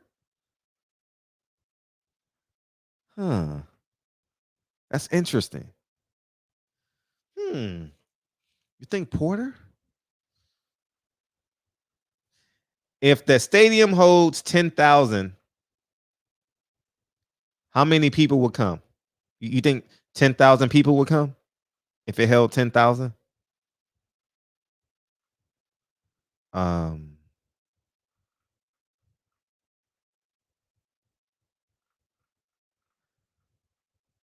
I think it's a good fight. I think it's a great TV fight. You think it'll sell out 10,000 people? I think that's a tough sell. I think it's a tough sell because people want to be entertained. 10,000 people? Well, that fight will be at MGM, so that's 17,000. Floyd sold 17,000. So it's not going to be in T-Mobile. Cut that shit out. Grand Garden is 17,000 somewhere in there. That fight ain't selling 17,000 people. Even though I would want them to sell 17. I'm not lying. I would want 17,000 people at that fight. Just because I want to watch that fight on TV where there's a lot of energy. You know what I mean? And it feels like it's a big fight. I like to see that on TV. But I don't think 17,000 people were going. I'll be honest. Put it in Atlanta, nobody going. If you put that shit in Atlanta, they don't even go to the Hawks game. How the fuck you gonna put that in Atlanta? Nobody knows Sean Porter in Atlanta. You know, I'm being, and I say that respectfully. You know, I don't think too many people know Terrence Crawford in Atlanta. You know what I mean? In these LA and Atlanta markets, you got to be a celebrity. Sean Porter, Terrence Crawford ain't a celebrity. You got to sell. You got to be a celebrity to sell in LA, New York, or like Atlanta, like these bougie cities. You gotta be a celebrity. You gotta have a pulse in terms of celebrityisms. I don't think either of them have it.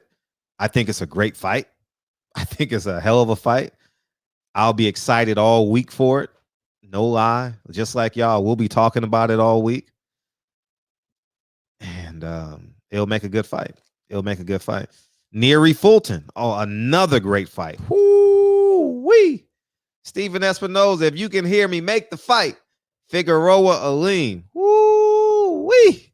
Stephen Espinoza, if you can hear it. Oh, yeah, I'll wear your sweater next week. Next week, for sure. For sure. I have it right here. I was just waiting for a guess, but so I can get more eyes on it. So I was on wait till my other channel open back up, but I'll wear it. No, not a problem. So I was just gonna wear mine until that shit happened.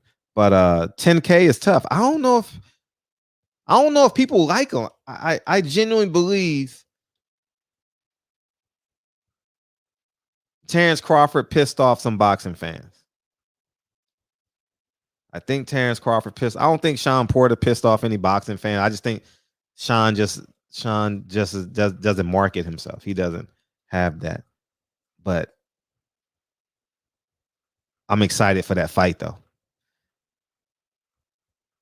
Yeah, I need to drink some water. If they make that fight, I'm excited.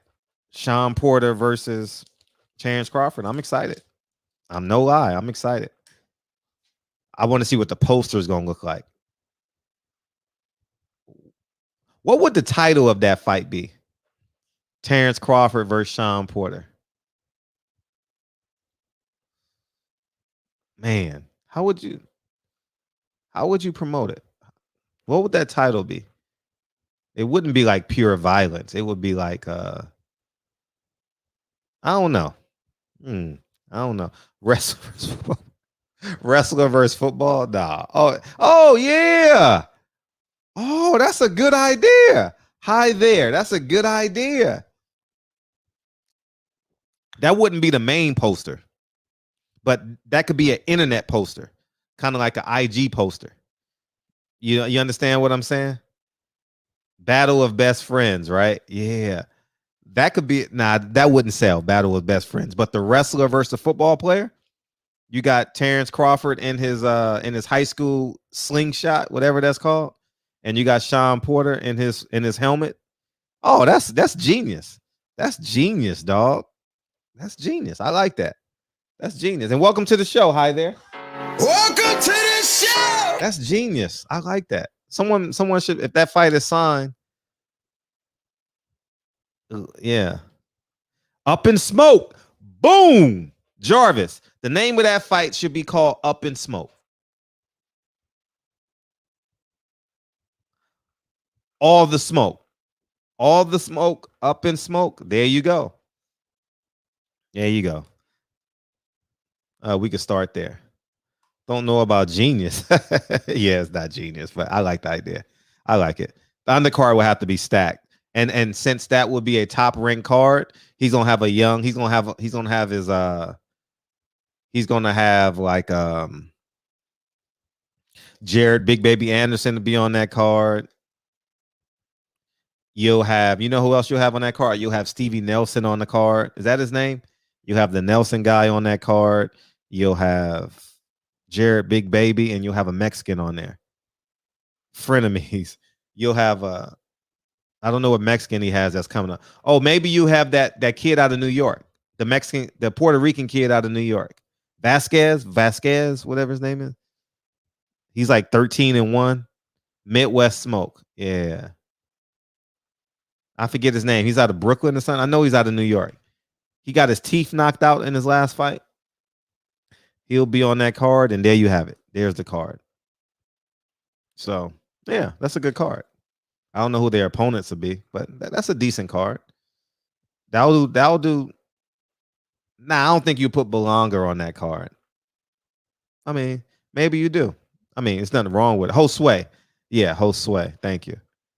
Yeah, you could put Vargas. I mean, you could put him on that card, but I don't think once Belonga hits Madison Square Garden, I don't think he's coming back. I don't think he's coming back west for a minute.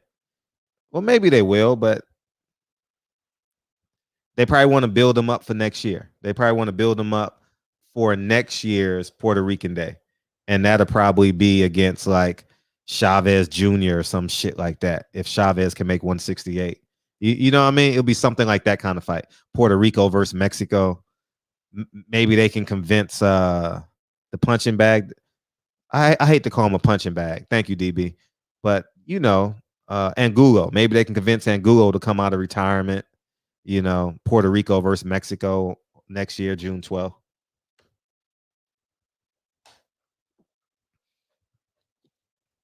It's just an idea. Oh, Nelson is out? His eye hasn't healed yet? I like him. He's a hard worker. Nelson's a hard worker. What's up, DB? Call me, man. You've been really busy, man. What's up?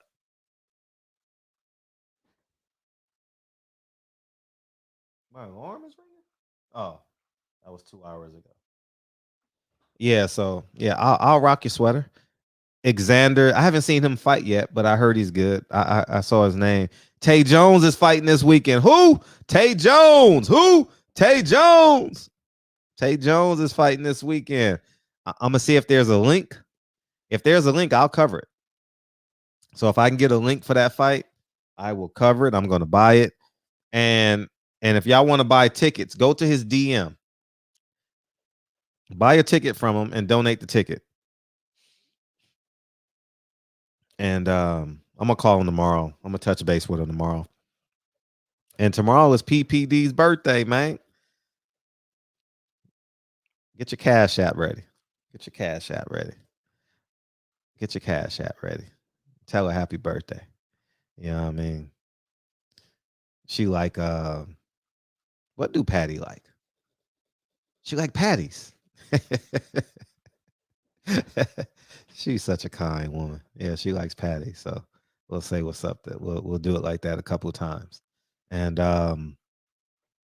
yeah, man, we got a good weekend of boxing. I'm glad. Thank you for reminding me about the Top Rank. I mean, I would have remembered because I would have seen the weigh-ins on Friday, and it would have reminded me on my timeline. So I'm excited about Joe Smith. He punches hard. He punches often. How can you not like him? You know, Andrade. Oh, Harrison is next. Thank you for reminding me, Boxer Sparring. PPD. I got to send you Tony Harrison's number. See if we can get him on Sunday. I will see if we can get Tony Harrison on Sunday anytime because it's fight week for him. You think Adrian Granados? Now that's because you in Chicago, man. That's why. You in Illinois, excuse me. Nah. Who you think people want to see that shit again? That was a draw, right? Oh no, he beat him with a split decision. It's PPD's birthday in New York and everywhere else except LA. Oh, you in Chicago. Okay, Chi-Town. What's up? Oh yeah, I was a day early on my stories, man. I was totally a day early. The reason why I know why I was a day early on my story because my gardener comes on Thursday, right? And I thought my gardener was cutting my grass, right? And or my landscaper. We'll call them landscapers, okay? And so I heard it out of my window, the landscaper, right? And I was thinking, oh, it's Thursday.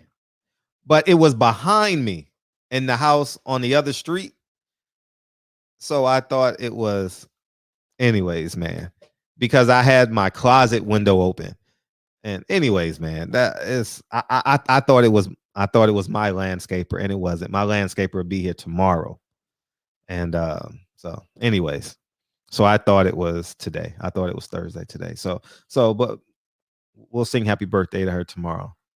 All right. Maybe we can get a handful of guys to call in and we can sing it together to her or beam in. We can get a couple guys. We can get 10. How about we get 6 or 7 guys to beam in? We get 6 or 7 guys to beam in and sing happy birthday. She probably, I don't know if she want both. She wanted one way. She wanted 2 way. I don't know if you wanted American. I don't know if you wanted Black American. I don't know if you want Stevie Wonder. I don't know if you want John Lennon. Which way do you want it? I don't know. So we'll figure that out tomorrow. What's up? What's up, bro? How you feeling? I'm feeling good, man. What you got? Oh, man. Oh, getting ready for PPD birthday. You know what I'm saying? I'm over here doing push-ups and all of that, getting ready for Patty. You know, as you gotta should. look good for her birthday. Gotta look good for her. Hey, I was thinking about Crawford Porter, and there's a big fight that's supposed to be happening in the UFC. Actually, there was one that happened, I don't know, more than about 15 years ago or so. Mm-hmm. But it was Chuck Liddell, and they weren't best friends, but they were training partners and they were friends. And it was against a guy named Tito Ortiz. And it was called Bad Blood. Oh, Bad Blood. And I was thinking about that name, Bad Blood, you know, and then they can do the underlying brute versus finesse, right? Mm-hmm. But I think that would be good. And I was thinking about Atlanta. You said they don't attend the Hawks games, right? Mm-hmm. I think it's because there's just, you know, when something's available to you, you just don't do it. Mm-hmm. Like us, we in LA, right? Like, I mean, how often do you go to the observatory? How often do you go to City Walk? You know what I'm saying? Like, how often do you walk down Hollywood Boulevard? Probably not often, right? Yeah. Because it's so accessible. And I think with the Hawks there, whether they're doing decent or relatively good, or even if they're doing poor, they've given them so much like heartache over the years, and it's so accessible. It's like, you know, I'll visit them when I can. But when there's an event, you know, we got a whole bunch of Black folks down there. When there's a big event and people are only in town for the weekend, I think Atlanta might turn up. Okay, let's try it. They like the festivities. You know what I mean? Honestly, if it's in Atlanta, that's probably the only city I would go. I don't really want to see that fight in Vegas. You know what I mean? Honestly, I don't know if I'll go to the fight, you know, just for personal reasons. I don't want to support a man that don't respect me. So I probably wouldn't go to the fight. So, but yeah. But anyways, it's a good fight though. It's a good fight. You can't say it's not. It's a real good fight. Yeah, it's a good fight. I thought it would have happened by now, but right. You know, but between both of them, you know, I mean, I know Bud is difficult to deal with the contract negotiations, but listen, by no means, I don't think that Bud is afraid, right? I don't think that he's afraid of Sean Porter, but I know he's difficult to deal with, and I don't know, maybe it's because of Bob, maybe because of Bomac, I'm not really sure, but in terms of negotiating contracts, he's tough to deal with. Sure. You know, I've heard the same thing about, you know, Canelo. I heard the same thing about, well, not Canelo now, because, you know, he just gives them, you know, more money than they've ever been paid before to take that dive. You know, don't punch back, Kovalev. You know what I mean? And here's the biggest payday you ever received. And again, that may have been because he was with Oscar De La Hoya before and they made it difficult. I'm not sure. But anyway, yeah, I heard that it's tough to make a fight with Bud. I mean, think about all the potential fights that were on the table for him and they just didn't happen. You know? Yeah, that sucks. But Bob's announcement. He said it was a big announcement coming in a week, and it's already been. We gonna get him. We gonna get him in 2 weeks, 3 weeks. Yeah. So, what do you think the announcement was? Do you think that the announcement was supposed to be that? No, you want me to be honest with you, for real, or you want to crack jokes? What do you want? Let's just do both. Okay. I really believe that Terrence Crawford has a fight coming up. I really believe it. Do I know who it is? No, but I really believe he has a fight coming up. I saw the thumbnail, like the picture from Boxing 24, that it's supposed to be June 5th, and we actually figured that out, June 5th. You understand? So so that's it. June 5th. So I do believe that he has a fight coming up. Do I know the opponent? Nah, not one bit. Okay. Yeah, did you mention something about? Say it again. No, he did say that. Thank you, Robert Brown. He said he's fighting in the Middle East in June 5th in the Middle East. Here, I'll go to it. It was on Tito Duck Chuck for 2 or 3 years too, DB. Yeah. Tito was the man and Chuck was the man, and they were just moving in 2 different directions. And Dana White was actually, that's funny because this is like way back when Dana White was their manager. Oh, wow. Both of those guys. Yeah. And, the word is that Chuck used to beat Tito bad in sparring every time they would spar. Every time they would be, in some gyms, I mean, they have sparring twice a week or shit. Some gyms, they spar every day for 30 minutes or whatever. But they said every time he came to sparring, Tito had a headache. He was feeling sick and all of this stuff. And Chuck used to beat him up, So when it came time to do it in front of the world, shit, Tito was like, yeah, I don't want that fight. He ran from it. And ultimately, when they got in the ring, got in the cage, everybody saw why. Chuck put Google it, bro. I want you to see it's only about a 8-second clip. You'll see how the fight ended. I will. It's on the screen. I put it on the screen for you, DB. You see, Bomac confirms Terrence Crawford to fight June 5th, likely in the Middle East. Okay, well, there it is. So there you go. Yeah.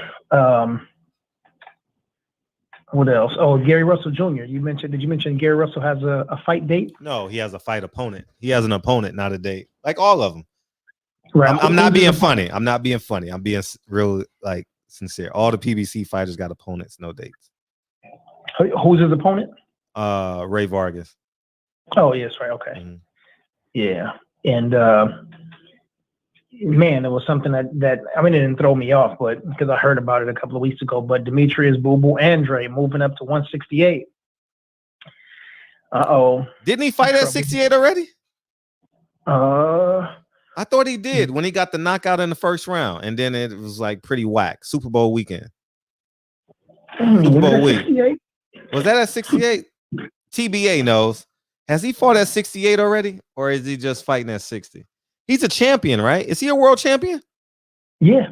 Oh, so he's fighting at 60. I'm sorry. So it's at 60 then. Yeah. Okay. Yeah. Thank you. Because they were all at 54, and then everybody moved up, and Canelo was like, shit, these dudes moving from 54 to 60. Shit, let me go fight at 68 and pick on somebody who ain't gonna fight back. Let me go to 75, pick on somebody I can pay. And then let me work my way back down and around these dudes. But I think what's going to happen is, right? Say it again. Nah, who knows, right? Because who gives a fuck about Andrade? Oh, I gotta watch that interview. I'm gonna listen to Tony Harris, and I said I was gonna listen to it on my workout tomorrow, so I might listen to that tomorrow. Tony Harrison. Well, if this was 6 months ago, you asked about the fight, I'm like, man, Boo Boo acting weird. He's not really fighting anybody. But then, when he started calling people out, now I can kind of see who was ducking who. There's certain fighter in Texas, man, who you know, who ain't really looking for all the smoke like we thought he was. Yeah, there's a lot of fighters in Texas. Say it again. There's a lot of fighters in Texas. Yeah, there's just one particular dude though. But anyway, which at one? 160. Which one? Anyway, at 168, I'm 168? gonna tell you right now. You'll get a chance to hear it. So there's David Benavidez, right? He's the best 168er out there, correct? Mm-hmm. Would you agree or no? I would say he is. He's the Would you agree with best. that? I'm not gonna say he's the best, but he's at 168. I'm not gonna say he's the best, but I like him though. He's not the best. Okay. Who's the best at 68? Ooh, I don't know who is. To be honest with you. I knew you were getting ready to give me that political answer. No, I don't know who the best is. Caleb Plant ain't fought nobody. David Benavidez ain't fought nobody. And I don't know how good Canelo is. But if you want me to be real, see, I was reluctant to say this. Canelo is the best at 168, man. And I didn't want to say it, but I don't like him like that. But he's because Caleb Plant ain't fought nobody. David Benavidez got to prove that we can trust him. So, and that's the truth. I understand. Who has Canelo fought at 68 in their a talented fighter in their prime? I mean, nobody's fought anybody, but I'm just saying. And I'm just asking a question. No, I can't even. I'm being honest. Like, I don't know. Right. So, I don't know. Yeah, I'm just challenging what you said because you said that Canelo's the best. It's no need to challenge. I think if one of them fight a credible opponent, they become the best. That's all. And the credible opponents are each other, though, each other. That was my. You beat me to it. I thought it right after you said it. Right when you were about to say it. Excuse me. Yep. Mm-hmm. Yeah. So, hi there. Say Rocky Fielding was in his prime.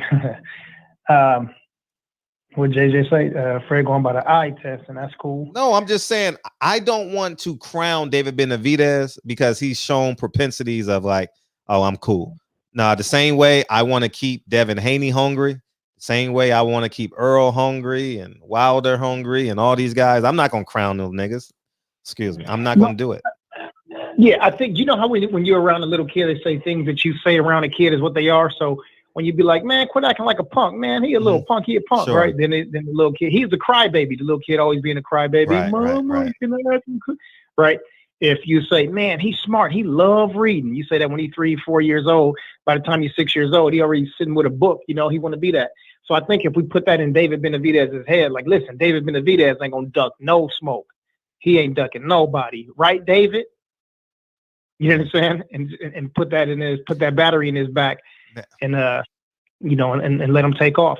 Now, what I want to believe is David Benavidez is the best, but this is the first great camp he's had.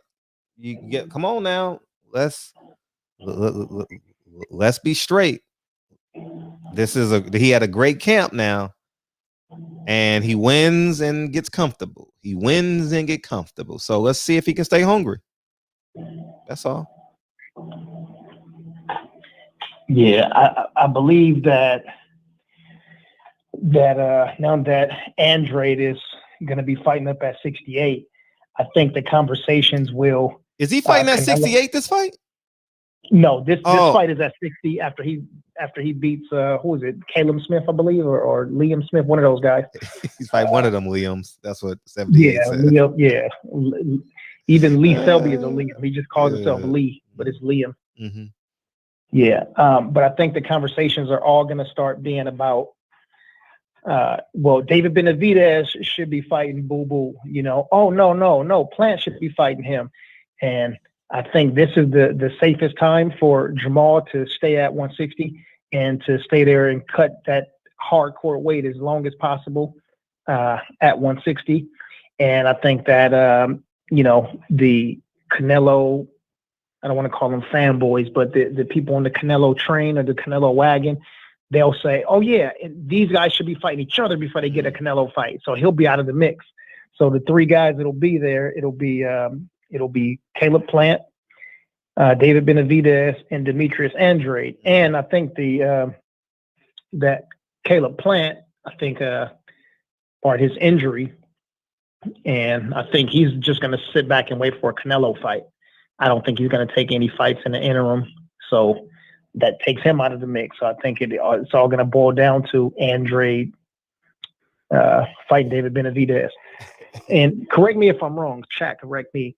Not David Benavidez. Demetrius Andrade is holding the 160 WBO title, I believe. Yeah. And doesn't the WBO put you as the top contender for the belt, or the mandatory for the belt, if you're still holding the belt when you move up?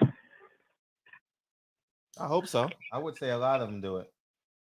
So whoever is holding the belt at 168, the WBO, I think would be the mandatory. I believe that's how they do it. Is that correct? Yes, they do. Okay. Thanks, Kene. Kene said it. Yeah. Yeah. Oh, yeah. Well, Danny Jacobs is there, but Mike, where he said Daniel Jacobs or Benavidez versus Benavidez is a good fight. Yeah. I mean, Daniel Jacobs is still solid. He's lost some of his luster. I don't know if he got too much money, or if he's just a little bit older and lost a little bit of his touch. But yeah, he can box. He got good skills. He got good power. He didn't look like shit versus Gabe Rosado, though. What you think about David Benavidez and Danny Jacobs? Good idea. That's a great idea. And you know what's funny about David Benavidez? Whoever he fights immediately becomes his rival. It immediately becomes a fight. You understand what I'm saying? Yeah. Like he just got that venom in him. You know what I mean? Like I like that about him. Like, man, PBC they got a whirlwind with him at 68. But I heard that Caleb Plant's gonna get the September fight. Okay. But I wonder what they're gonna do with Canelo then. Like, you see what I'm saying? Like, shit, you know what they're gonna do with Canelo? Canelo gonna sit back. I stand corrected. I'm sorry. I'm in Triple G. Like you pay him all that money. You can't pay him all that money to fight nobody. So you gotta. That's my whole career. No, I'm talking about like you gotta get rid of him. This might be his last fight. So I don't know. But David Benavidez is he's growing on me. David Benavidez is really growing on me. Hopefully he does an interview in the next week or two just to stay active with the media. Hopefully Jamal does an interview. Well, he just did one. But I mean, one is not good enough. Kene and Robert Brown said that Triple G fighting Murata. Oh, okay. Oh, Murata got elevated. Okay. Okay. Yeah. Then I'm with that. Then I'm with that fight. Okay. Well, let's see if it happens. So that's at 160, right? So that means they got 3 belts at once. They'll have 3 belts. He'll stay. So they'll have Triple G versus Andrade. And we already know Jamal is going to fight that Mexican kid, Moriel. And there you go. He going to get dog walked, man. If Jamal fights that guy, the build up for that fight, Maul going to be so angry. Y'all ain't got no love for the Charlos. Y'all ain't got no love for the Charlos out of Dallas, out of Houston. I mean, it's going to be disgusting. Man, I'm telling you, Mexican fans going to be on them. Hardcore boxing fans going to be on them. Black fans going to look at them kind of sideways. Man, I'm telling you, it's going to be rough on that dude. It's going to be right. He going to get it in the shop too. I mean, shit, he going to get it. You know, like it gets a point where you got to take the motherfucking training wheels off. You got to take the training wheels off. And I think it's time. So all of those 160 fighters that we just mentioned right now, or the David Benavidez, Demetrius Andrade, Caleb Plant, Daniel Jacobs. So for Jamal Charlo, where are the better fights, at 160 or 168? Chat. The better fights for Jamal Charlo at 160 with those names he mentioned, or at 168 against Benavidez, Plant, and Jacobs and Boo Boo. What you think, bro? 68. 68, right? Yeah, 68. Okay. Plan is really good now. I think Plan is really good. I think it's highly skilled. I want to see if he's physically able to go 12 rounds with a full talented 168. Okay, everybody agreeing at 68. Okay, I'm just waiting for that one person from Texas to say, no, he got business to finish at 60. Right. Okay, everybody saying 68. Yeah. Robert Brown, boxer sparring, Jarvis. Mark Raymond. Jarvis. Tino says Charlo stops Plant. Maybe. Charlo stops Plant. I don't know. Right. Charlo ain't stopping nobody at 60. He ain't stopped his last 3 opponents. Let me see. I don't want to come off as like a basher, but I just want to show y'all the truth, man, because y'all gonna say I'm hating. But the last couple of fights with Charlo, I ain't seen no vicious shit, you know. And I say that respectfully. You pulling it up? 502 King. Charlo. You said Charlo can fight Eubanks or Andre. So Eubanks is going back and forth between 60, 68. I believe he's staying at 68 now. And Andrade, after this fight, is moving up to 68. So you saying Charlo can fight Eubanks or Andrade at 168? Hey, Ron said Maul would trash Caleb. Okay. I don't know about that. Shit, I don't know, man. Y'all discounting him. All right, let's go. Austin Trout. That was at 54. I remember that. That was a great card. Al Hammond got to bring those cards back. You know what I mean? Where those French contenders against the young guys who could potentially be good. I was at the Julian Williams fight. Extraordinary. It was fun. Sebastian Hyland. I know he knocked him out. Hugo Centeno. I think he knocked him out in the first round. I actually walked back to the hotel with Hugo Centeno that night at the fight. That was pretty cool. Brandon Adams went to decision. Dennis Hogan. He's a 154 guy. They moved him up. So he ain't really knocking no guys out. The guys that are his main opponents, Brandon Adams, I say is his best opponent, but he's a 154 guy. Sergey Javchenko, I mean, he's okay. We overhyped him. But I'm gonna give him credit for that fight. Yeah, he's right there. It's nothing like he's not doing nothing where we're like, man, he gonna knock Caleb Plant out. To me, 4 of the last 7 were knockouts, but 1 had no leg. Hugo's, come on, man. Highland, Centeno, and what's the other guy's name? I just said his name. Come on, man. And Hogan. Come on, man. Cut it out. I ain't about to go back and forth with y'all niggas over that shit. Dervinchenko is a credible opponent. Brandon Adams is a credible opponent, but he didn't realize that he's a 154 guy. He realized it, and he made it out, and he's gonna be a world champion. Yeah. Let me see. Part 4 says, who has Caleb Plant KO'd? He didn't impress me against Caleb Truett, and I would love to get him on the show and have that conversation. You know, like I wasn't impressed with him. I thought that was a win. I thought it was a win.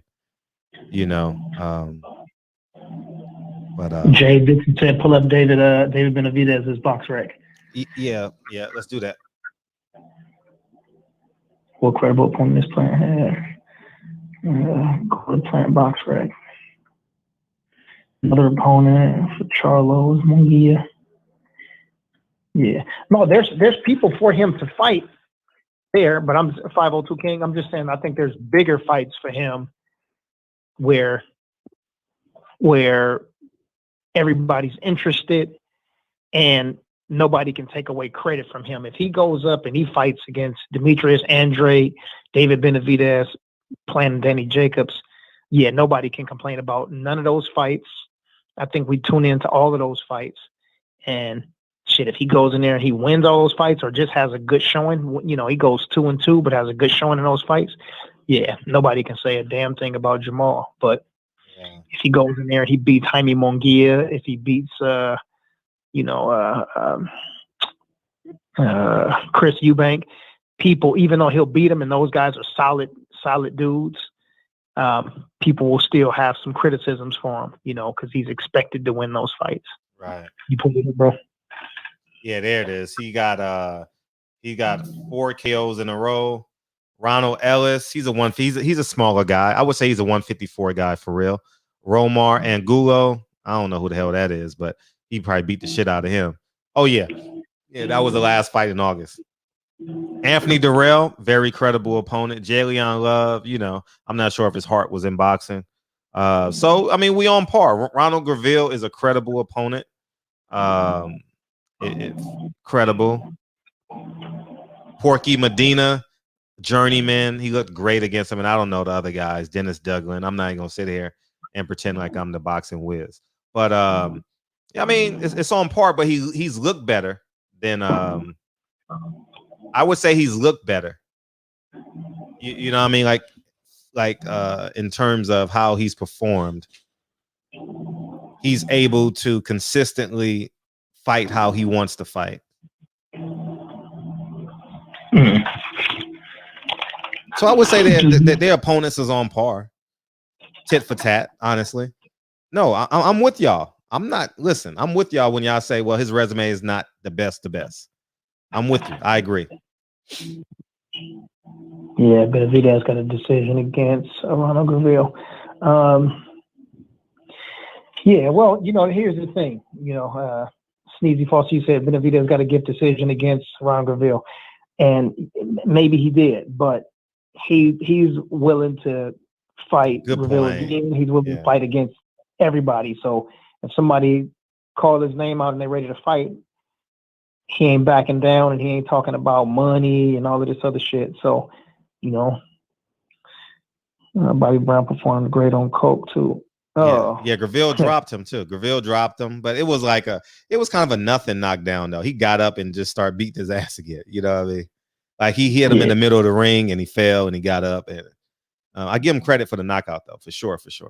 But I mean, I was at that fight. I was there. It wasn't. That was the fight where.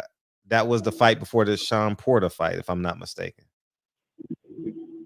The second one, or something like yeah. So, yeah, man, I think that's before Sean Porter, Earl Spence. I think it was running into that because I interviewed Earl that way, and but I think that I mean, I'm with y'all. I'm not gonna. I mean, somebody's resume is this much better.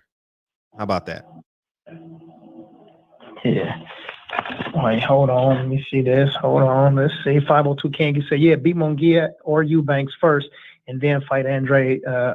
Yeah, listen, he could fight both of them. If he could fight Munguia and Eubanks, still at 160, no problem. And then move up to fight against Andre Planton Jacobs. Now we talking. Now we talking. Hold on. Let me see. What you say, Hamza? I never got how brothers could go against their own fighters. Who? Which fighter? Who you talking about, Hamza? Oh, no, I don't think we're going against him. I think we just tell the truth in here. That's all. I mean, it's a safe haven for us. And I think someone got to tell Jamal, if you're not gonna fight the best guy at 160 and you're not gonna fight the guy you called out at 168, something smells funny. That's all we saying. Yeah, best fight the best. We ain't hating on him. I don't think that's hate. I think it's holding him to his job. Yeah, pound for pound. Yep. Just fight somebody at 160.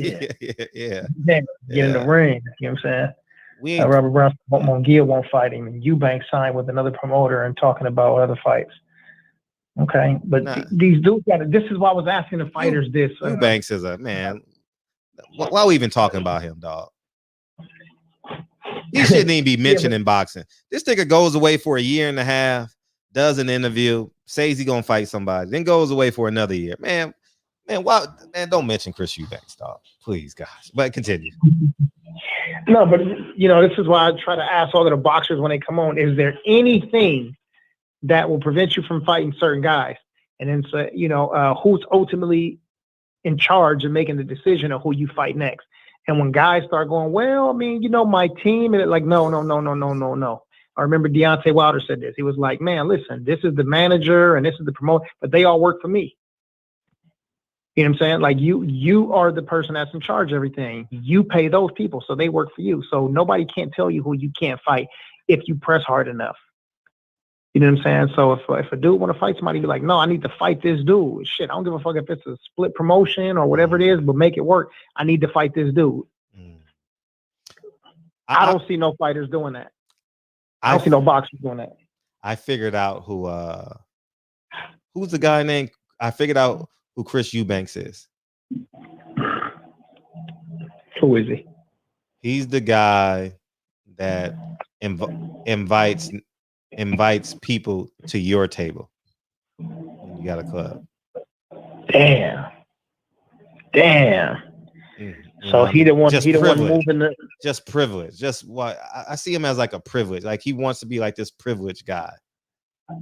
You know, and he's the kind of guy that keeps his VIP bracelet on all weekend in the party he went to was on Thursday.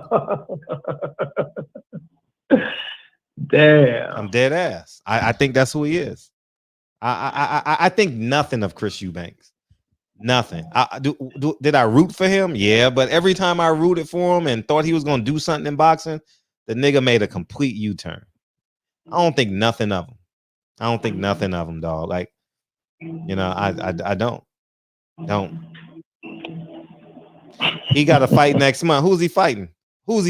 Thank you. Who is he fighting? Drop the name who he's fighting. Drop the name who he's fighting. Pound for pound. Drop it in the chat. I don't even care to Google his name. I don't think I've ever Googled his name. Maybe I have, but it sounds good to say I never have.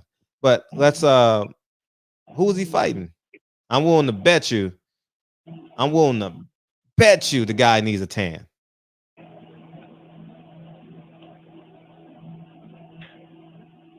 Yeah, his wrist lighted a lot. You're right. Some nigga. Exactly. He ain't fighting nobody, dog. He just wants to go on dates and say that he's a fighter. You know what I mean? He borrows his best friend's clothes. That's who Chris Eubanks is in boxing. Yeah, man, he ain't. I'm telling you, man, that's who he is, man. He borrows his dad's car on the weekend. Part 4 said Eubanks Jr. is the only black dude I know that has a buzz cut. Does he? Man, he don't fight nobody, dog. Like this guy. I mean, man, this guy. And this nigga thought he was getting beat by the guy that body broke down on him. Remember his fight? He done broke down the last 3 fights. What's his name? It's Coraball. Yeah, man, he was about to get his ass beat against Coraball, and then he walks out with the belt like, "Oh yeah, I did this." Man, you was about to lose. Man, get him out of here, dog. Chris. Yeah, what happened to Eubanks, man? He was good. He was good before. He wasn't good. He wasn't good. That was matchmaking, dog. He lost to the. He got beat up by the dude that in the championship. Like said, he was good. I just said I don't know what happened to him. He was good. He got knocked out, man. Who did Chris Eubanks get knocked out by? I picked him in that damn championship because he was younger at 168 or 160. Why did I do that? I was so mad, man. I picked him. Who he lost to the guy in the tournament. You know, that durable white guy overseas that don't like the other white guy overseas. Groves, yeah.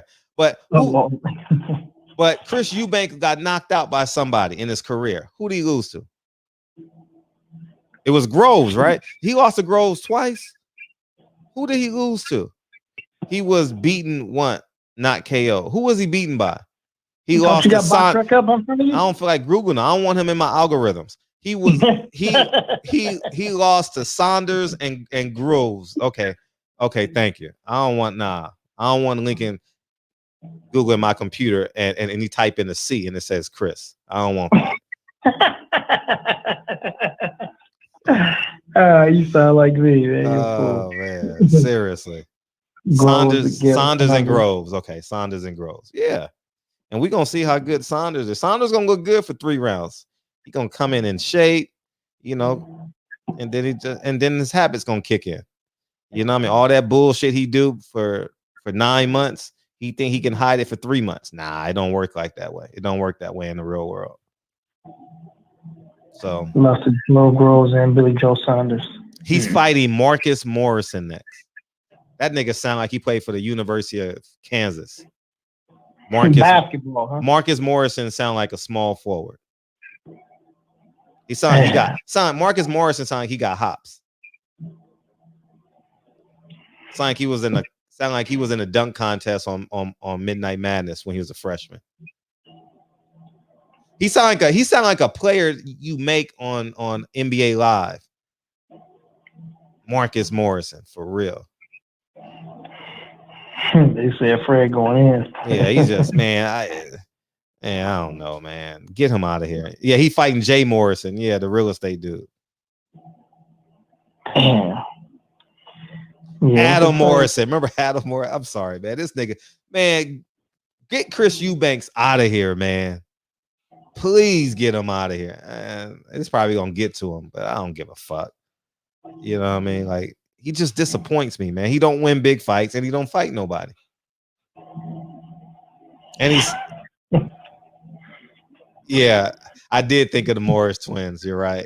They play for the Lakers, right? Or he did last year. But he might be retiring soon. No, I didn't lose no money on. I probably lost $100 at Mandalay Bay because I was in Vegas for the Danny Garcia fight. I remember. Yeah, I was there for the Danny Garcia fight. Yep. Adam got a ring with the Lakers. I'm sorry. Go ahead, bro. No. I'm just.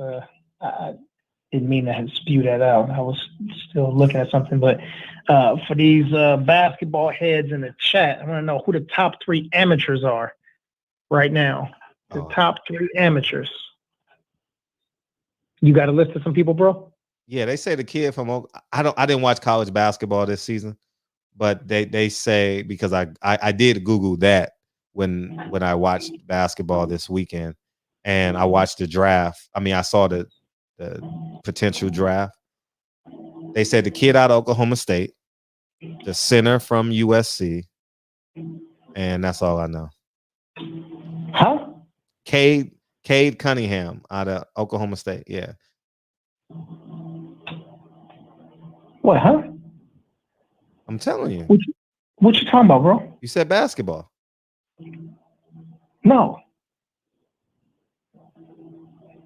Damn, I'm like, what the fuck is he talking about? Nigga, you said basketball, amateurs in basketball. You say, you got some ballers in here, but what are some top 3 amateurs? No, I didn't say that shit.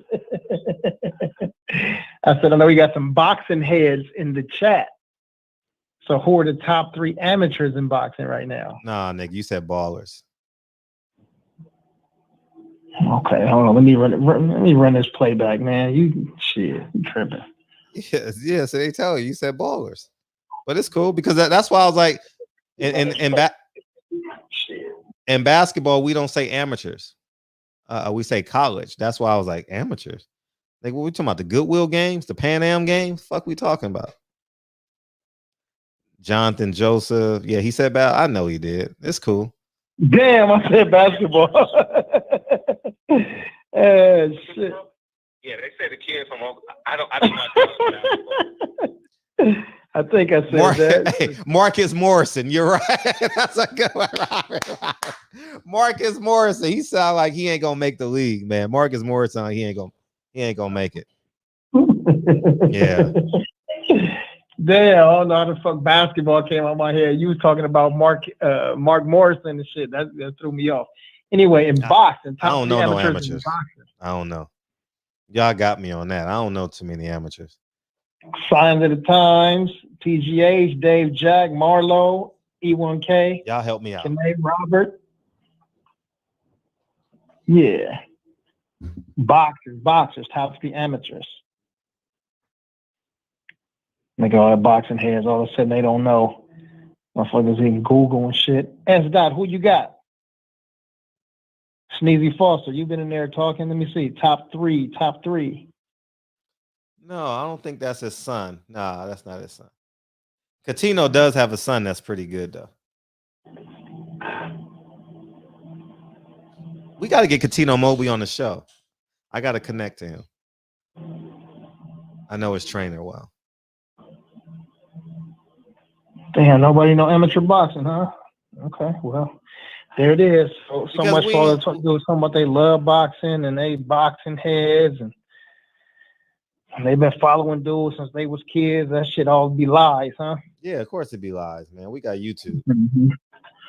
Yeah. Because we ain't had no Olympic trials though. See, if we had Olympic trials and shit like that, we would know. But Bruce Carrington. Oh yeah, he's not pro yet? Damn. I know who that is. He ain't pro yet? That nigga hang around all them pros. He hang around he's on the East Coast, right? He hangs around shit. I've met him a few times.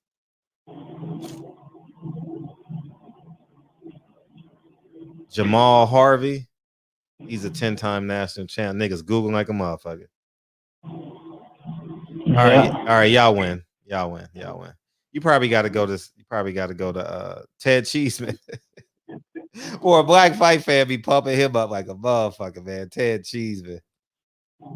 I actually want to see him in an interview. Man, please get him on, Black Fight Fan, so we can have a good time. It's kind of like how I built up the Wilder hater. Remember how I created him? That nigga was a straight carrot. He's my homie, man. We gotta get him. That dude is funny. He is funny, man. He swear he an expert though. Hey, he talks like you're an expert. Look, hey, when he's seeing Deontay, nigga seen the ghost. Hey, I set that up. I timed him up with that shit, man. I'm like, nah, we about to get this. Me and Blue Blood. Yeah, that shit was funny. Shout out to Lauren Bevel. What's up one time? Lauren Bevel hung out with me that night. Yeah. And my boy from the UK, man. What up? Trilla. What's up? Yeah, that was a good night. Keith, what's up? Yeah, that was fun. Right. All right, man. Yeah, I guess these dudes don't want to talk. All right, let's get out of here. Let's get the fuck out of here. Let's get Kyle. Where Kyle at? Yeah. Anyway, Kyle working a double tonight. He like, I got to make up this overtime. We respect that. Man, take care of your family, big homie. Yes, indeed. We ain't had no beam-ins. Damn.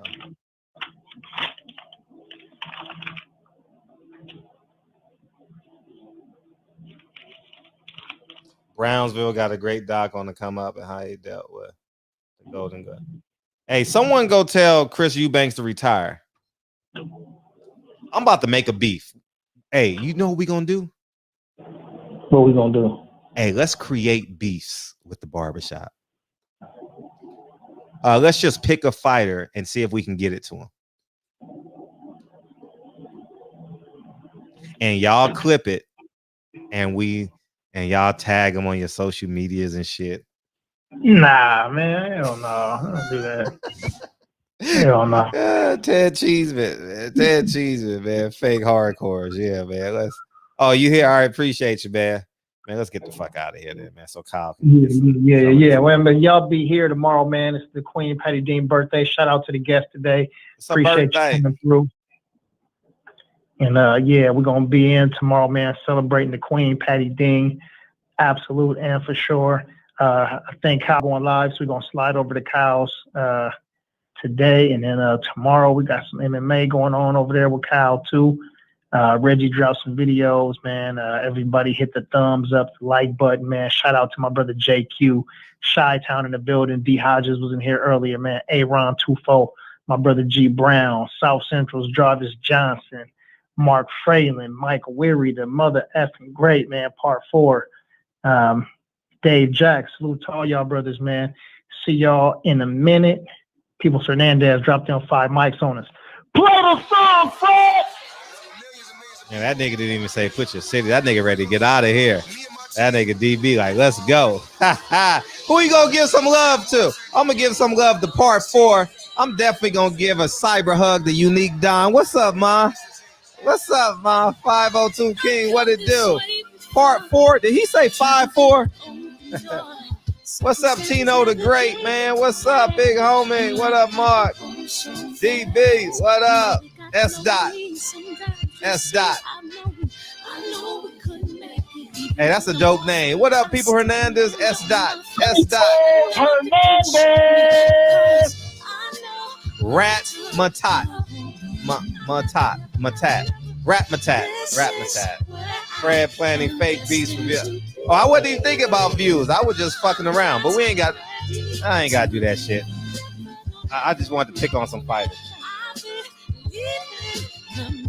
Man, I'm hungry as hell, man. I had a salad for dinner. I had a salad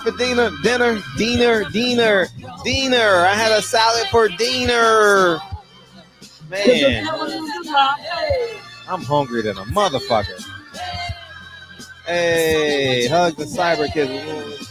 Unique Don, all you. Man, nigga, hungry. I appreciate y'all coming here, man. Thank you, man. I appreciate y'all. What up, Matrix? Yova. Hey, what is that called on a woman? Yuva. What is it called? In her private area. What? What's it called? No, not your fupa. No, like it's inside her vagina. It's called a passageway. Appreciate you, S. Dot. Not your fupa, your yuva, your vula, your vulva. Yeah. Anyways, man. Shout out to my sex ed teacher, man. Shout out to my high school sex ed teacher. Thank you, Robert Brown. That was a fun interview. Pazor, what's up? S. Dot Riddle.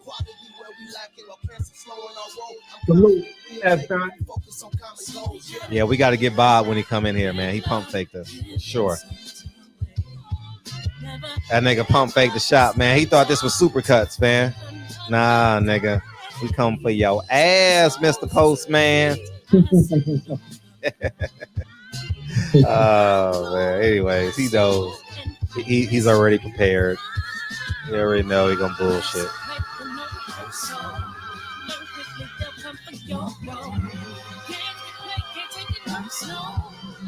Cause the devil is a lie. Hey.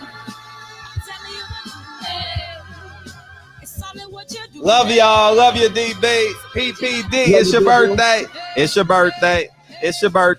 All right. Love y'all, man. Peace, mate. Peace.